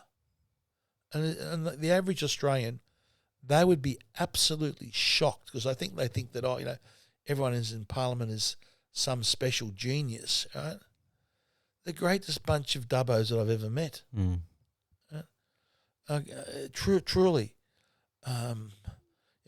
So the average punter would be astonished if they knew how the place ran down there, and how the bureaucracy has so much hold and control over the MPs and what gets done. You see very little, and how independent thought gets squashed. And the idea was that you have parliamentary debates, right? There ain't no debates, right? It is a bill comes up. People's position on the bill are all decided before the bill goes up. Right? There might be some negotiation about where you stand, and that's a trade-off with something else. And then the speeches that you have in Parliament are simply people giving a speech to put on their social media platform. Right? There is no genuine debate in the federal Parliament. It's theatrics. Yeah, it's not as though someone gets up and and gives a speech trying to convince the other side to change their opinion. Remember, the Labor Party, if you vote against what the party tells you to do, it's basically execution at dawn. You are kicked out of the party, and you will never obtain pre-selection. The Liberal Party is a little bit more generous in that respect, allowing some dissent, but it's very within very limited guidelines. So the debate that we should be having in that national parliament simply doesn't occur. It used to be that you couldn't even bring notes into the parliament. You could bring maybe a quote, but you couldn't bring a written speech into the parliament. So now what you will find, if you watch, right, you will find most of them that have their staff would prepare them a speech, probably now using AI. They probably get the talking points in AI, right, and write them and get them a speech, and they just go in and take the speech and just read it. It is it's not what it should be. Yeah. So then, it's a big problem to sort of attack. Like, don't you feel like sometimes it's like, okay. I'm at a loss with all this. Yeah, okay, look, there's some solutions that can be done. Okay, now, I would start with the Senate, right? The problem that we've got with the Senate, remember, the Senate is meant to be your House of Review. It was meant to be modelled on the House of Lords, right? Which was an independent chamber that would be the House of Review of what the House of Commons would decide. Right? Now, when under the Constitution, when we set the Senate up, it was equal number of senators from each state, right? And the idea was that the senators would protect the state's interests, right? So the caucusing of the senators were really meant to be more on a state basis, right? As where all the New South Wales senators might get together and be interested in an issue that involves New South Wales. Or the Tasmanian senators might get together and look after protect the interests of Tasmania, right? Because they only had a small number of MPs in the lower house, right? But it's diverted into a party-controlled house, right, where people don't get elected as individuals; they get elected on these group tickets. In the Labor or Liberal Party, or now the Greens, right? And everyone's voting upon party lines. Right? So the first thing I would do would you would get rid of these group voting tickets in the Senate, right? So it's all the way we vote in the Senate, it's all set up to favour above the line voting, and you vote for the party and below, right? Get rid of all the above the line voting. Get rid of the party affiliations, right? And that way you would get independent members elected to the Senate, right? So in New South Wales, you would have 50, 60 names on the ballot paper, right? People would have to get out and say, look, I'm a good community person. This is what I've done in society, right? This is why you should elect me. And that's how we would elect people to the Senate. And they would be in there, and they'd all be independent. And then you would have a true House of Review, right? Not meant to be a house of blockage, right? Which it has come in occasions where one side doesn't have the balance of power. It's meant to be a house of review. And I think that is one very important step that we should be doing, because the idea, how the senators come into this party-controlled chamber, I believe is not what was originally conceived when the Constitution was written, and it's definitely not in our nation's best interests. So, for you, obviously after the last election, you spent some time obviously with the UAP. UAP's done and dusted, so to speak. Clive's now got this Trumpet of Patriots thing going on. You had a stint with One Nation, and now with the Libertarians. I guess, for people that would look at that and they go, well, Craig's just been jumping around since the last election. First, I'd say my values haven't changed. Yeah. Okay. The reason I left I didn't leave the Liberal Party left me. Yeah. Right? They had changed their values. Hold on, let's just pause on this, because I think this is a really important note, because I was the same as you. I was a Liberal Party voter, and on their website, the values are probably still there, and it's like, we believe in a small government that, aims to, minimise the impact on the life of its. That's right. Of the individual, so to speak, right? And so when you actually read that, like, the Liberal Party values are actually quite libertarian leaning. However, obviously, what we saw over the last. So they were the values that's the party that I joined, right? When I left, it was no longer the party of those values. Yeah. Right? Now, my intention originally was to sit as an independent member of Parliament and see if I could win as independent, see if I could win my seat back as an independent, because there had been a long history and tradition of independent members getting re-elected. Right? And in fact, if you look recently, how it's worked out, there's a guy down in the state politics of Hammer that was up on child sexual assault charges, raping a minor, that got re-elected as an independent, right? There's a guy over in South Australia that is the sitting MP, was charged with fraud, $1 million worth of fraud, embezzlement from the government. He got re-elected. Wow. Right? So I'm saying, as an independent, if you leave a party and be considered as independent, it appears the electorate will forgive a lot of sins and still re-elect you. So I thought I had a fair chance of getting elected, right? Because there's also a thing that people will, if you're a Liberal voter, you might never vote for another party, but you'll vote for an independent. And same way, if you're a Labor voter, you can be forgiven for voting for an independent, but you can't be forgiven for voting another party. Right? Yep.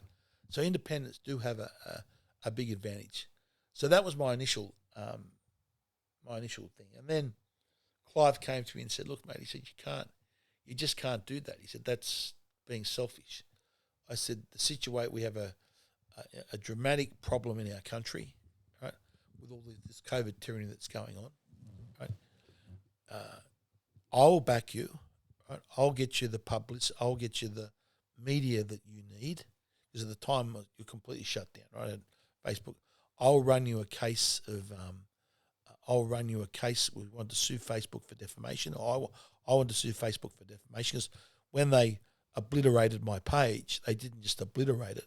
They put out a press release saying that Craig Kelly's page had been taken down. They had taken action to take down my page because I've been publishing putting out dangerous COVID information, right?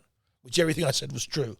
I had the data, I had the receipts, I had all the data to back it up. So I wanted to sue them for that, because that was a defamatory statement that they made, and we had them on toast. I wanted to do that, but at that stage, you simply couldn't trust the legal system in this country.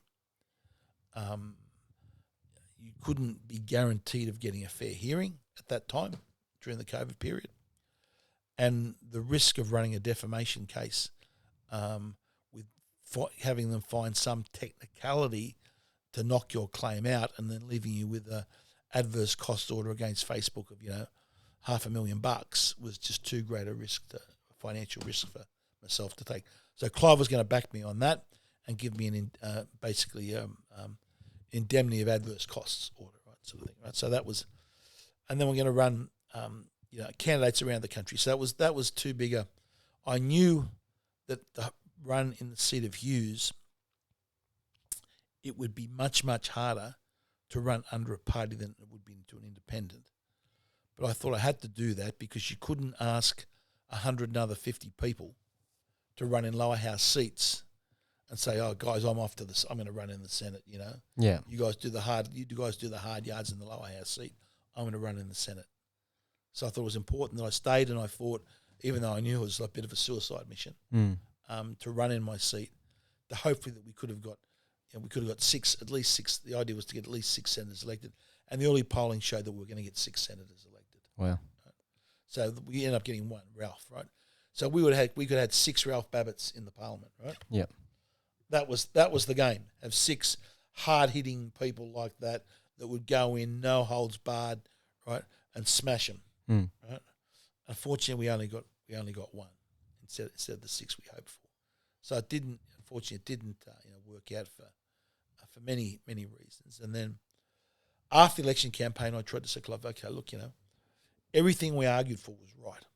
Every one of our policies will be shown over the next 3 years to be 100% correct, which it has. Right?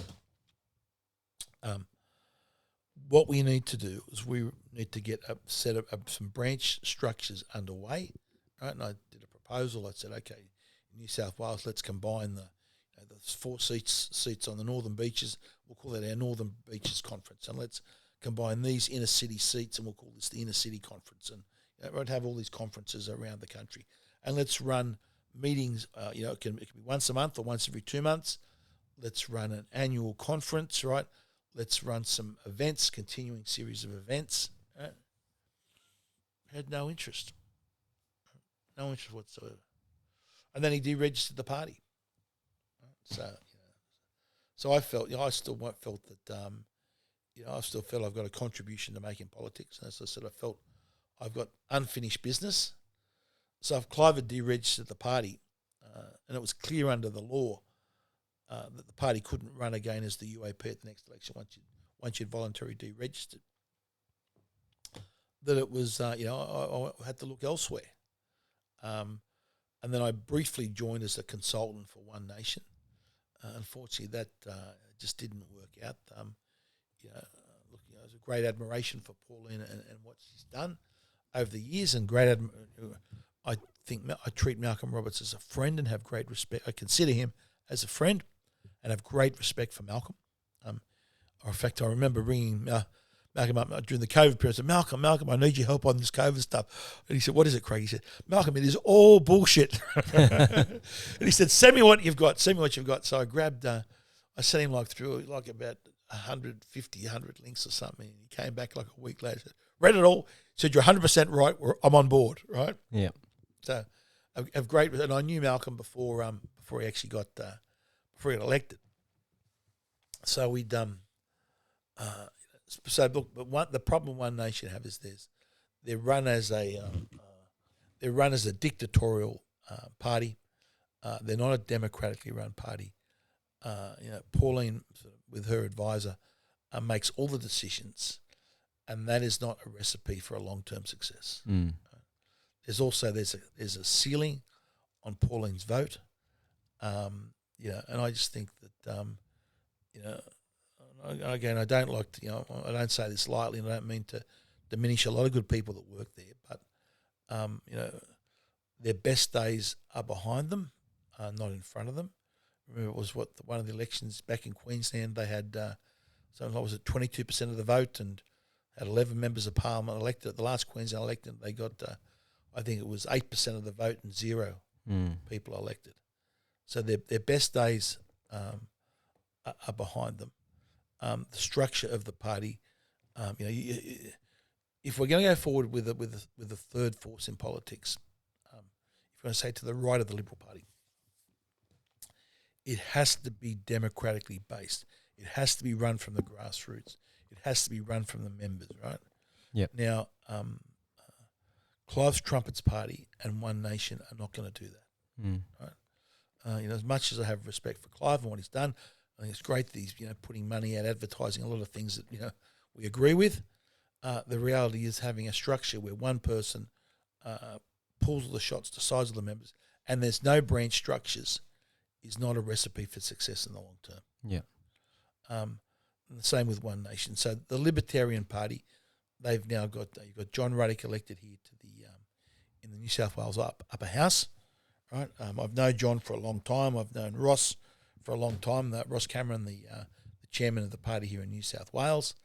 A lot of the values that we have, line up 100%. It was a natural progression to go to the Libertarians, and I'm looking forward to playing. Whatever happens, this election, I'm looking forward to having a big role in the Libertarians for many, many years to come. So when it came to policies and policy direction, was that sort of stuff established before you? Yeah, look, most of the stuff is it's simple. It's less government, less government interference, right? More freedom, lower taxes, less government interference, right? And everything fits among that prism, right? Yeah. So we think, okay, so what should we do with so what should we do with the net zero stuff? Well, that's all government interference. It's got to go. Done. Bang. Gone, right?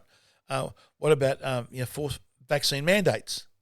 That's government interference. A violation of your own freedom and rights. Well, bang, gone, right? That's libertarian principles. What about the, should we be listening to the World Health Organization? No. Forget these overseas bodies. That's big government, right? What the World Economic Forum? No, big government. They're out. We don't want them, right? So it's very easy as a libertarian to say we don't have to have a lot of debate on where we stand on certain policies. Yeah, because they either align with the values or they don't. That's right. It's okay. Now there might be some things on the margins about how you actually go about it. It's okay. So how do we get more? How do we fix our broken electricity market? How do we get more coal-fired power stations, which we need, into the system? Now, if gas can do it cheaper, yes, correct, right? But the reality is, coal is going to be the cheapest way for us to get generate our electricity, our baseload electricity. So, and the market for electricity is an artificial market, right? It's a market. It's not a naturally occurring market. It's a market artificially established by government with artificial rules that So there might be something there on the margins. Freedom of speech. Well, libertarians say, well, we should have freedom of speech, right? We should have exactly the same principles as the US does. The government should not be in there interfering and taking away the citizens' rights to free speech. Yep. So all the policies pretty much write themselves in that respect. And I can go through everything that I've argued for the last 12 years since I've been a member of Parliament, that it all lines up with libertarian principles. Yeah.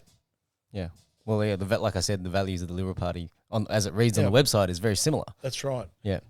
It's just the unfortunate situation is that the adherence. The reality is, if we had a strong, diversified, and open Liberal Party that wasn't begot by factions, that stood up for human rights and individual freedoms and liberties during COVID, right? I would still be the Liberal member for Hughes today. Right?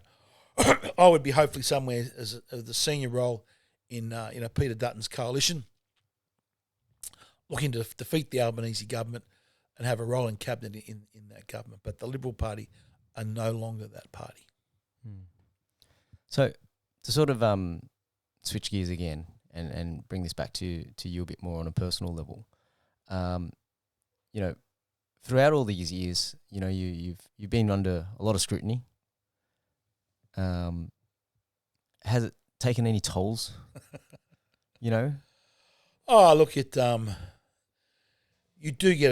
are bruised in a way, right?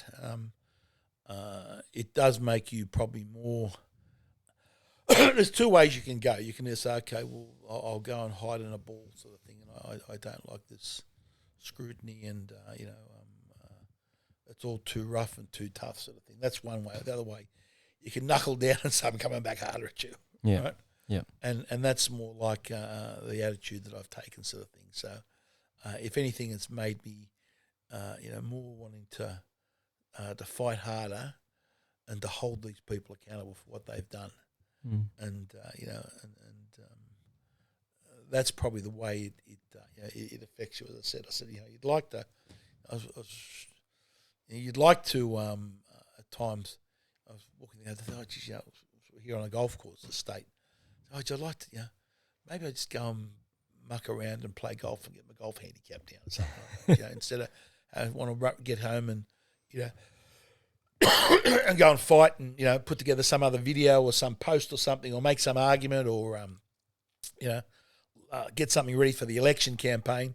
Wouldn't it be nice just to go and maybe sort of just sitting around see if I can get the golf handicap down a bit, but maybe later on that's not at the moment. It's fight.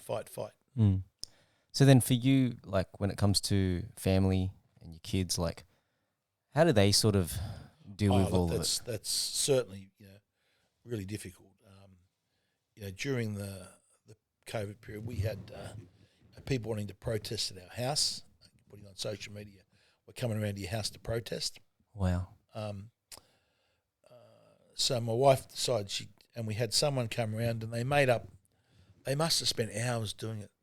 They made up like little packets of plastic bags, and they put like pills in them, and they put like ivermectin, hydroxychloroquine, so it looked like a prescription from them, right? And they came and they threw them all in our front garden. Yeah. Right?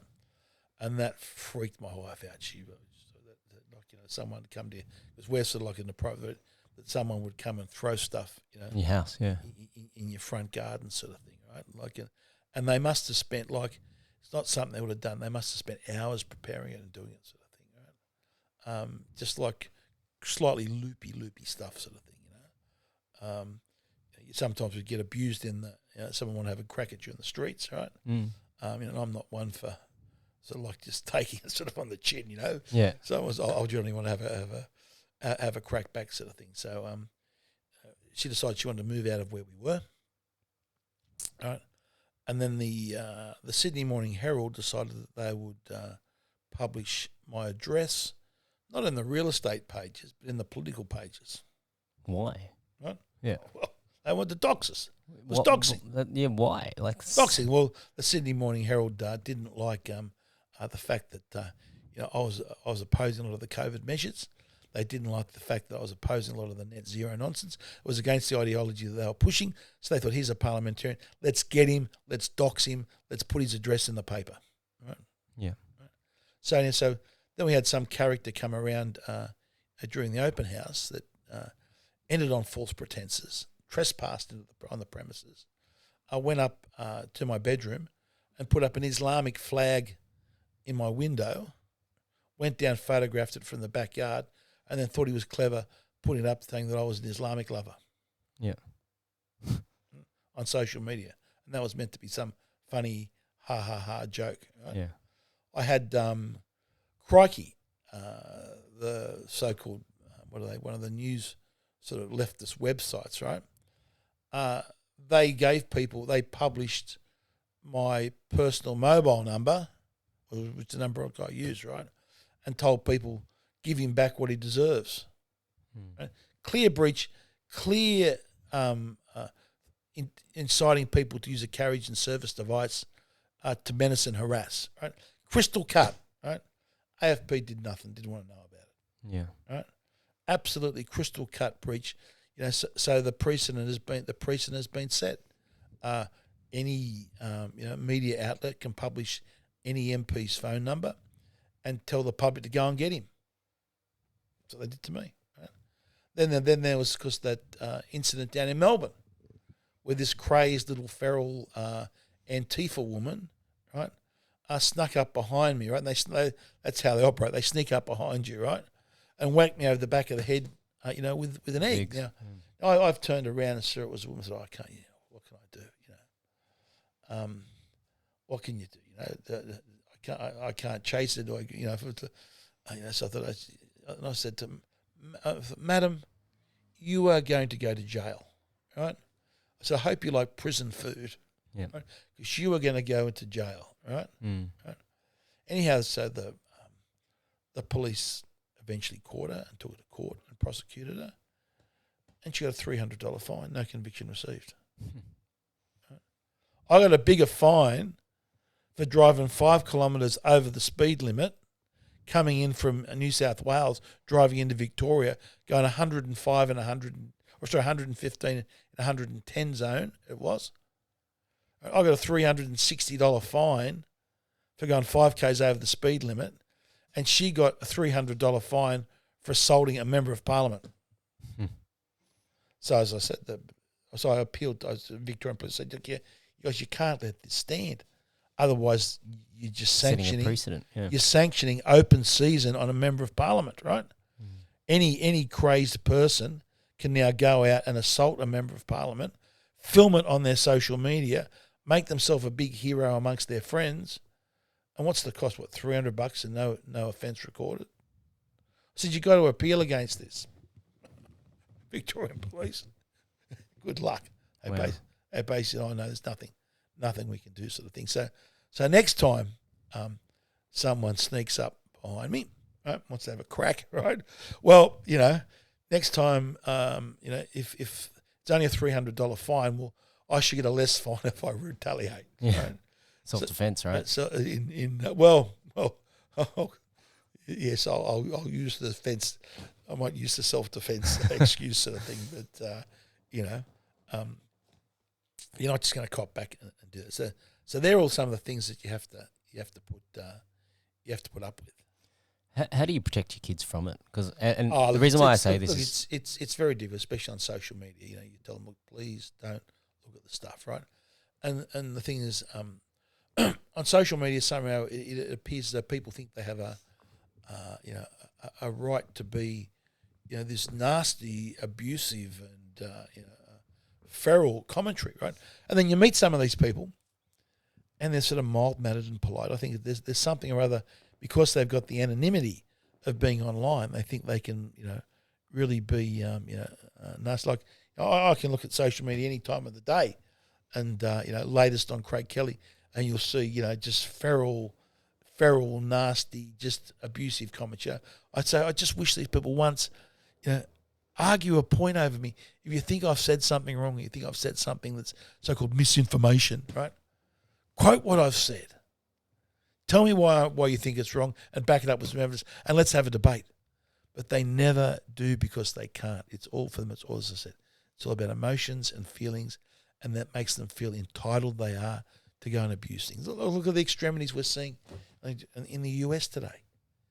People think they're entitled to go around and to damage property, to burn down Telstra charging stations, to go around and keying other people's cars. They think they're entitled and they're right to do this. What type of mentality are we breeding? Rather than get out and debate it, they want to participate in violent acts of destruction of property. Yeah. Yeah, I had some people obviously send me some not so nice messages and when in the previous campaign, and I just said, look, you're entitled to have a difference of opinion. Come on the podcast. Let's talk. Like right. I'm here. Like I'm not shy to chat to anyone. And I got messages back like, oh, I would never talk to a person like you. And I'm like, well, you're conversing with me now. Like you're happy to spray me. Like just come and have a chat. Like it's quite interesting. Like that sort of mentality. But yeah, like to iterate, like the platform here that I've got, like the podcast, is open to anyone and everyone. Like I did invite some previous opposition, so to speak, people to come and have a chat, but for whatever reasons, Yeah, this is the problem with the left side of politics today. They just do not want to debate. You cannot bring them out to debate because their policies are all based on feelings and emotions and not facts and data. And I don't know how we turn that around. And so many of their supporters, I said, once they're propagandized, you find people, once they've been propagandized into the COVID cult or the global warming cult, right, they become impervious to facts and data. Mm. Well, like one of the candidates actually said he was happy to come on, but then the Labor Party said no. So, it's frustrating because like at the same time, and like as you see, I don't try and ambush anybody. Like it's a transparent platform. Like we're talking for a couple of hours here. Like if I'm gonna try and hide behind smoke and daggers, we can't talk for 2 hours. I need to try and get a soundbite out of you in the first 30 minutes before you turf me out, right? Yeah. But like we're here having an honest conversation about like some of the things that happen. Obviously the journey that you've been on, the information that you said, and as we say, as you've put it out there, like if there's things that people want to challenge you on, like let's have the conversation about it. And also that's where I start off on the COVID stuff. Like I realised very quickly that this was going to be a huge issue, a huge policy issue, right? And as a member of Parliament, I had to know everything I possibly could, right? I had to get as much information as I could to give myself the ability to make the best possible decisions when it came to COVID, right, on issues. And that's why I devoured every night. I would devour as much information as I possibly can, especially from overseas, and looked at the data. And some of the best data was time was coming out of Israel, because what did I think even they had high adherence rates to getting vaccinated. Yeah, what was it? I think it was Barella sort of said, Israel is our Pfizer experiment, and I think even Netanyahu said at the time something we're the Pfizer laboratory or something like that, because they were the first out of the gate that had mass numbers of people injected with the COVID vaccines, and they also had some very great databases, which they'd set up. It was divided by age stratification and unvaccinated, vaccinated hospitalizations, cases and such. It was set up in a way that I'm sure they thought it was going to work, right? And of course, very quickly you could see the data of the stuff wasn't working. There was no difference in people with cases. There was no difference in people with hospitalizations, right? So the data was very clear from the start. I remember, putting that. I was posting the data on my social media page. Oh, it's misinformation. I said, hang on. It's the raw data, right, from what is effectively the only place in the world that we've got good data at the moment about where they've got a large number of their people vaccinated. And the ABC did I'll never forget, the ABC did a segment on it, right? And on their page and on the TV program, right, they put up my post, but they blurred it so no one could see the numbers. Right? So no one would be able to look at the numbers. Hang on, there's actually a case here. Look, he's right on these things. They blurred the numbers, and they had some bloke come on and say, "Oh no, he's wrong." Right? So hang on, what do you mean? How are the numbers wrong? Right? The numbers show that the stuff, whether you've been injected or not injected, makes no difference to to whether you've been infected or not, or whether you're catching COVID. And they're making no difference to hospitalisations. That's what the data shows clearly out of Israel for all different age stratifications. And it was happening week after week after week. So no, it doesn't matter. It doesn't matter. That's misinformation. So how do you go about debating these people or discussing these people, getting these people to change their minds when they simply just, was it what it all will say? They reject the data before their eyes and their ears. That was the party's final and most important order. Something along those, to quote, something along those lines sort of thing. And that's what we've got. We've got people, these people, once propagandised, they reject the data before their eyes and their ears. And that is a huge problem as a society that we have to deal with. Yeah. So, we sort of talked about, well, like, you have the opportunity to just, if you wanted to, try and work on the golf handicap as opposed to, push yourself on a lot of these issues. Are there any other issues that are I guess, in today's world that you sort of spend a lot of time investing in and thinking about? Yeah, look, there's, I think freedom of speech is a huge issue, and fixing up our constitution. There's a high court decision somewhere there that says that there's a sort of implied right to free speech in the constitution. Well, and I was always one of, we don't need it, the constitution. Well, no, I've changed my mind 100% on that. We need to have protections for free speech in the constitution. Expressly in the constitution. Expressly, yes. Yep. I want it written in black and white and in the most unambiguous language that we can possibly have, right? And there must also be in that constitution something that you cannot be forced to undergo a medical intervention, right? It's a human rights. It's I think it was I can't remember the article number. It's the International Declaration of Biorights. It's the International Declaration of Human Rights and Bioethics, and there's a section in there that basically says you can't subject someone to discrimination or prejudice or disadvantage with the threats of forcing them to undergo a medical intervention. And we've got to have that. That should be in our constitution. Right?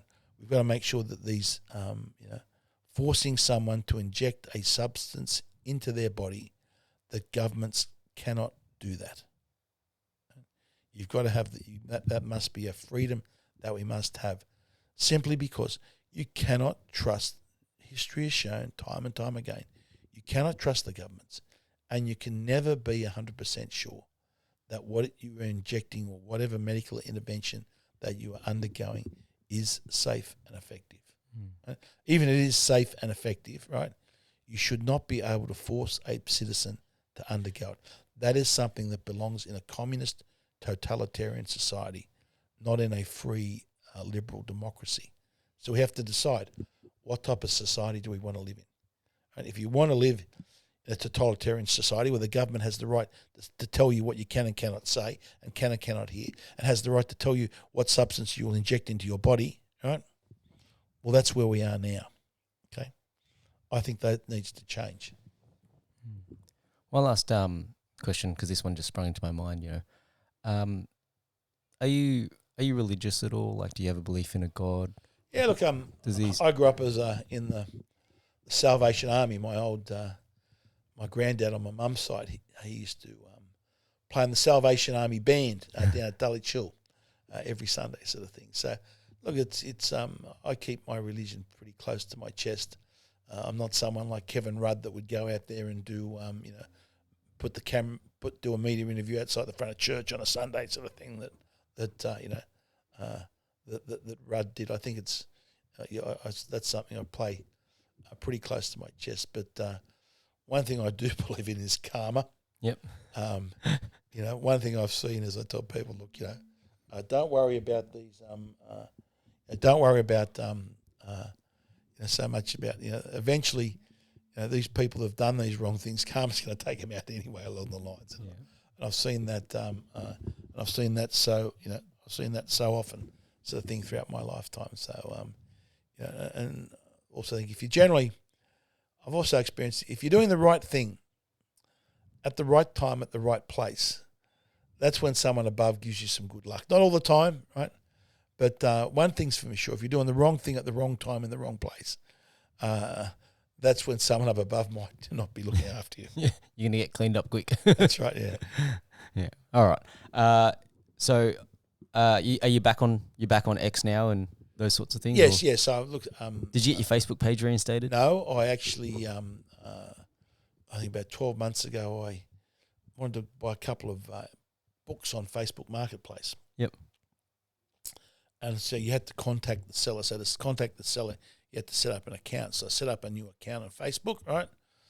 Contacted the person, and then sort of like 48 hours later, they come back and said, no, your account's been suspended or terminated because you're like a prohibited person or something. Wow. Right? So they still haven't changed. Yeah. That. So just remember how this is why. So at the last election, right, a major dominant social media platform was not giving access to that platform, or had suspended people, right? So I couldn't have an account, but the people I'm fighting up against at the election campaign in my city, Hughes, they all have got social media, they've all got Facebook accounts. Mm. So that is simply foreign interference in Australian election campaigns. Right? You can't have these overseas media outlets deciding who can and who cannot have social media accounts when it comes to politicians and people running as candidates. Yeah. Right? This is another situation. Look, especially when these people, face people, so they're a private company, they're a platform, right? And they get special consideration, special legal status as a platform, which means they can't be sued for defamation as a publisher would, right? So if I write, the Sydney Morning Herald or the Age or the Australian or whatever newspapers write, they're responsible for what gets printed in their paper. And if someone in the letters to the editor section writes something that's defamatory, it's the paper that gets sued, right? Because they're a publisher. But when it comes to a platform, right, if someone posts something that's defamatory on Facebook, right, it's not Facebook that is being sued because they have protection, right? They've got special legal protection because they argue we are a platform. Now you can't say I want those special legal protections as a platform, but then want to censor people because of their political opinions. Yeah. So it's got to be one or the other. What do they do? Right? And there's got to be some type of regulation on that ensures that if they are a platform, that the platform is open to all.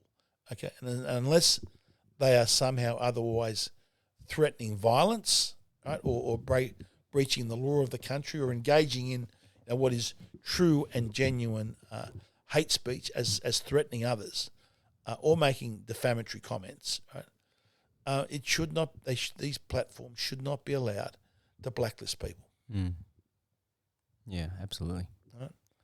I think that's an important provision that we need into our law. Now, I think Trump had some discussions with Zuckerberg that is what he was going to do unless Zuckerberg changed his ways. And it appears that Zuckerberg is, I think that was something. Trump made some initial comments he was going to do that. Then he had discussions with Zuckerberg. I think Zuckerberg's come along and said, okay, well, don't do that. We will sort of, we will be much greater respect for freedom of speech. And Trump's holding off on that. But that's only in the US. That's why we need here in Australia, we need to amend our constitution and put a provision in our constitution that gives us the same rights to freedom of speech. Right? Because now I've got a situation with that hate speech bill going through that you or I could face 5 to 7 years in jail, right, for saying something innocently that we meant no harm by. But if someone takes a perception that causes them some type of anxiety, that some type of force might be used against them, and it's force, not violence, just force, right, which is a much lower threshold. Remember, there can be emotional force and intellectual force, right? So they use the word force, not physical violence. So if that person has apprehension or anxiety that force might be used against them because of something that we said, and they are in one of these protected groups, which includes groups of political opinion, right? We can be arrested and face 5 to 7 years in jail. Wow. Right? So when we are debating issues and subjects, right, there's one set of rules for Americans, another set of rules for Australians. Mm. And so our freedom of speech on these social media platforms, we are now second-rate citizens that are subject to imprisonment and arrest for saying something that would be completely lawful for an American to say. Yeah, wow. Now, I don't think that Australians should be second-class citizens when it comes to freedom of speech. Yeah. So that's another reason why we need that same provision in our constitution. And that's one of the policies we're taking the election, that we hope, if you're having a referendum, the referendum, rather than spend $500 million like Kevin Rudd did, like Albanese did with the voice referendum, it should be at the same time as election campaign to avoid the costs, right? So at the subsequent election, there should be a referendum question, and you work the words out. It'll be something similar along the lines of, the US First Amendment, to insert that in the Australian Constitution. Yeah. Now that's one of the policies that we are taking. The Liberal and Labor Party think differently. Mm. Okay. They want to continue to ensure that government can regulate freedom of speech in this country. As libertarians, we say no. They said that is not a power that they should have. We want the same basic rights as freedoms as Americans have. Mm. Well, it's funny how it sort of ties back into your whole foray into the antitrust thing, because what, the Labor and Liberal Party try and do is keep the competition out. That's right. Look. That's another thing. Look, some of the legislation they've done, they've tilted the playing field. The election funding. Remember, there's a certain amount of dollars that go to your vote with, like something. When you get above 4% or something, I think this election it's $3.80, then it's going up to $5, right? Okay, so when you give your vote, actually, effectively, the party that you vote for gets that money as election funding. Okay, but if it's a small party you vote for and that party gets less than 4%, they don't get the money. Mm. Right, so you can have 3 parties. Let's just say it can be One Nation, Trumpets, and Libertarians. Each get 3.5%, right? Which combined is like 10% of the vote. Right? Here in the New South Wales Senate, that would be 500,000, 10%, 500,000 votes, right? Which would be 500,000 by $5 at the next election. That's $2.5 million election funding, right? If they're together, but because they're combined, they're under the 4% threshold. Neither of them get a duck egg. So then, where does that money go? It goes back to the. No, it just goes into the coffers. Doesn't go anywhere. The government don't have to spend it. Yeah. But the Liberal and Labor Party get that. It's not as though you get nothing for the 4%, right? So as soon as you click over 3.99, as soon as you get 4, you get the full funding for the 4, right? And if you don't get above 4, you get nothing. Now that tilts the playing field in favour of the major parties very substantially. Yeah, and that is something that is wrong. The major parties also get other, financing for running parties and bits and pieces. Plus, the government of the day gets to run basically election ads dressed up as information paid for by the public. Like I saw, there was an ad on the other day, and what was it about? What do they call it? Future Made in Australia. Right? Complete, utter bullshit propaganda. Right? We've got businesses closing down, industries closing down. So in the last 6 months, we've lost the country's last plastic manufacturer. So we are now 100% reliant on importing plastics from China. Right? Our last architectural glass manufacturer closed down. So in this country, we can no longer make the glass for the windows in our houses. Right? And here we have the Labor Party running an ad called Future Made in Australia about how wonderful the government is with all these manufacturing jobs. Right? Just a propaganda ad for the government. And that's paid for by the taxpayer before the election campaign. Like, seriously. Yeah, it's ridiculous. Yeah. Okay. And then just one last one. Yep. So there's been a little bit of news about, in terms of the Senate ticket. Yeah, okay. Yep, so let's talk about that. Okay, going back not only to the lesson from the last election was that when we split the vote in the Senate, right, when we run multiple parties with similar policies, right, you fragment and split the vote, and the vote doesn't preference together, right? Because people, firstly, one, don't understand the preferential system, and two, the preferential system in the Senate is optional. Yep. Right? So combined, if we had have added up the Libertarian vote, which is previously the Liberal Democrat vote, the UAP vote, and the One Nation vote, and some of the other minor parties, we would have had enough people. We would have had enough votes to get one senator elected in every state. And at this subsequent election, we'd again have one senator elected in every state. So after this next election, we'd be looking at 12 senators in that parliament, 12 of the 76 that would have the balance of power that could really make a difference. Right?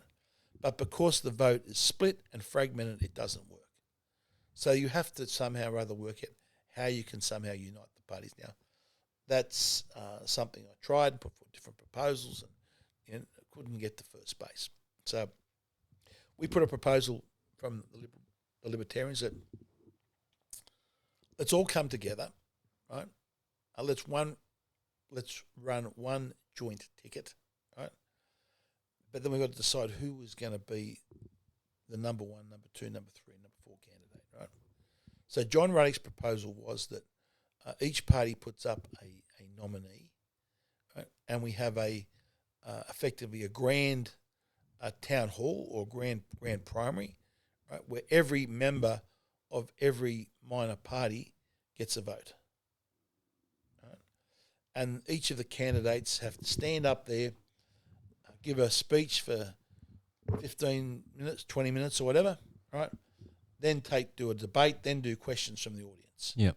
And then the members on the floor of the day then vote for who they think the best candidate is in order 1, 2, 3, 4, 5, 6. Right? A fair, democratic way. Now, of course, parties that are run by dictatorial lines where one person makes a decision about who's going to be the candidate, they're not interested in that. Yeah. Right? So when I put my hand up for the Libertarians, we had a genuine primary. I was up against 3 other contenders, right, that put up serious. They just weren't there. They were there to win, right? So I was one of 4. I had to win that primary vote amongst the Libertarian members, right? We're saying do that amongst all the members of all the parties. Yeah. And that way you will get the best. I believe people in these parties, they're not so much rusted on to who's going to come from what party. They generally would be looking for who do they think is the best candidate that can represent us in the Senate. Right?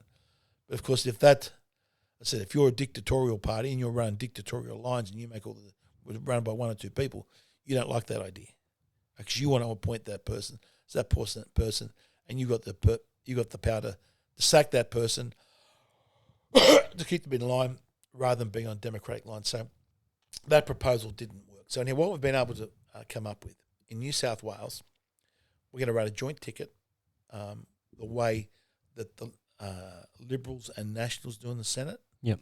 It'll be a joint ticket. The Libertarians, Jared Rennick's People First, and the Heart Party, which were previously informed Medical Options Party.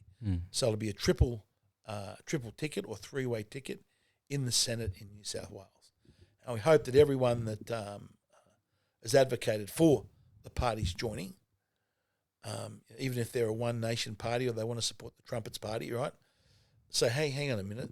This is what we want. We want this triple ticket. We want you guys to come together and reward us for doing that. Yeah. Because if we're rewarded by doing that, right, that will then be the precedent that will set that for the next election and in other states in the next election. Yep. Yeah, that's amazing. So I think that's an important point to note that people give some thought. Everywhere I went after the last election, everyone say, "Why aren't you guys getting together? Why aren't you guys to get together? Put your egos aside." Well, we've done that. We've done that here in New South Wales. We're only able to get 3 parties on board, right? Reward us for doing that, and then you then are sending a message to these other minor parties. If you want to be on board and you want our support, this is how you've got to be part of it. Yeah, it's a good message to send. Yep. So I hope that let's hope we have some success, and it's not going to be easy, but we'll fight and we'll see how we go, and the reality is that the country is in a mess. If you look at some of the recent data coming through, to have the worst performing economy in the OECD. Look, clearly things need to change. We've got to turn the ship around and just continue to vote for the major parties is only going to give us more of the same. All right. This one last thought. Sorry, I know I keep saying one last thought, but this one just literally just came into my mind. Fundraising. Yeah, look, it's always not easy. Yeah. And remember, we don't have the advantage of the electoral funding the other parties do. We don't have the big checkbooks of the trumpets, right? So we're basically running on the smell of an oily rag. Yeah. Right. If people want to help, I always think rather than just give us a cash donation of a certain amount. Remember, say like a core flute sign, it's about $6 or $7. So if you can donate, $600, right, that gets us 100 core flute signs. Right, a T-shirt is about $10. So if you can donate, $100, that gets us 10 T-shirts for volunteers on election day. Right, a set of how to vote cards is probably about $1,500. So, rather than think you're just giving us cash that goes into some big generic pool, right? Think of it as giving us money for what we need to buy. We need to buy core flutes, we need to buy T-shirts for election day, and we need to buy how to vote cards.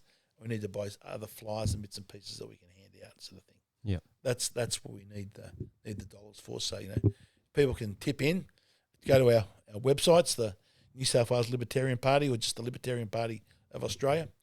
There's donation buttons there that you can click to to throw us a few dollars and just give us a chance to to compete and hopefully to fight for the values that you believe in. Awesome. All right. Thanks, everyone. Thank you, Craig. Thanks, Johnny. All right.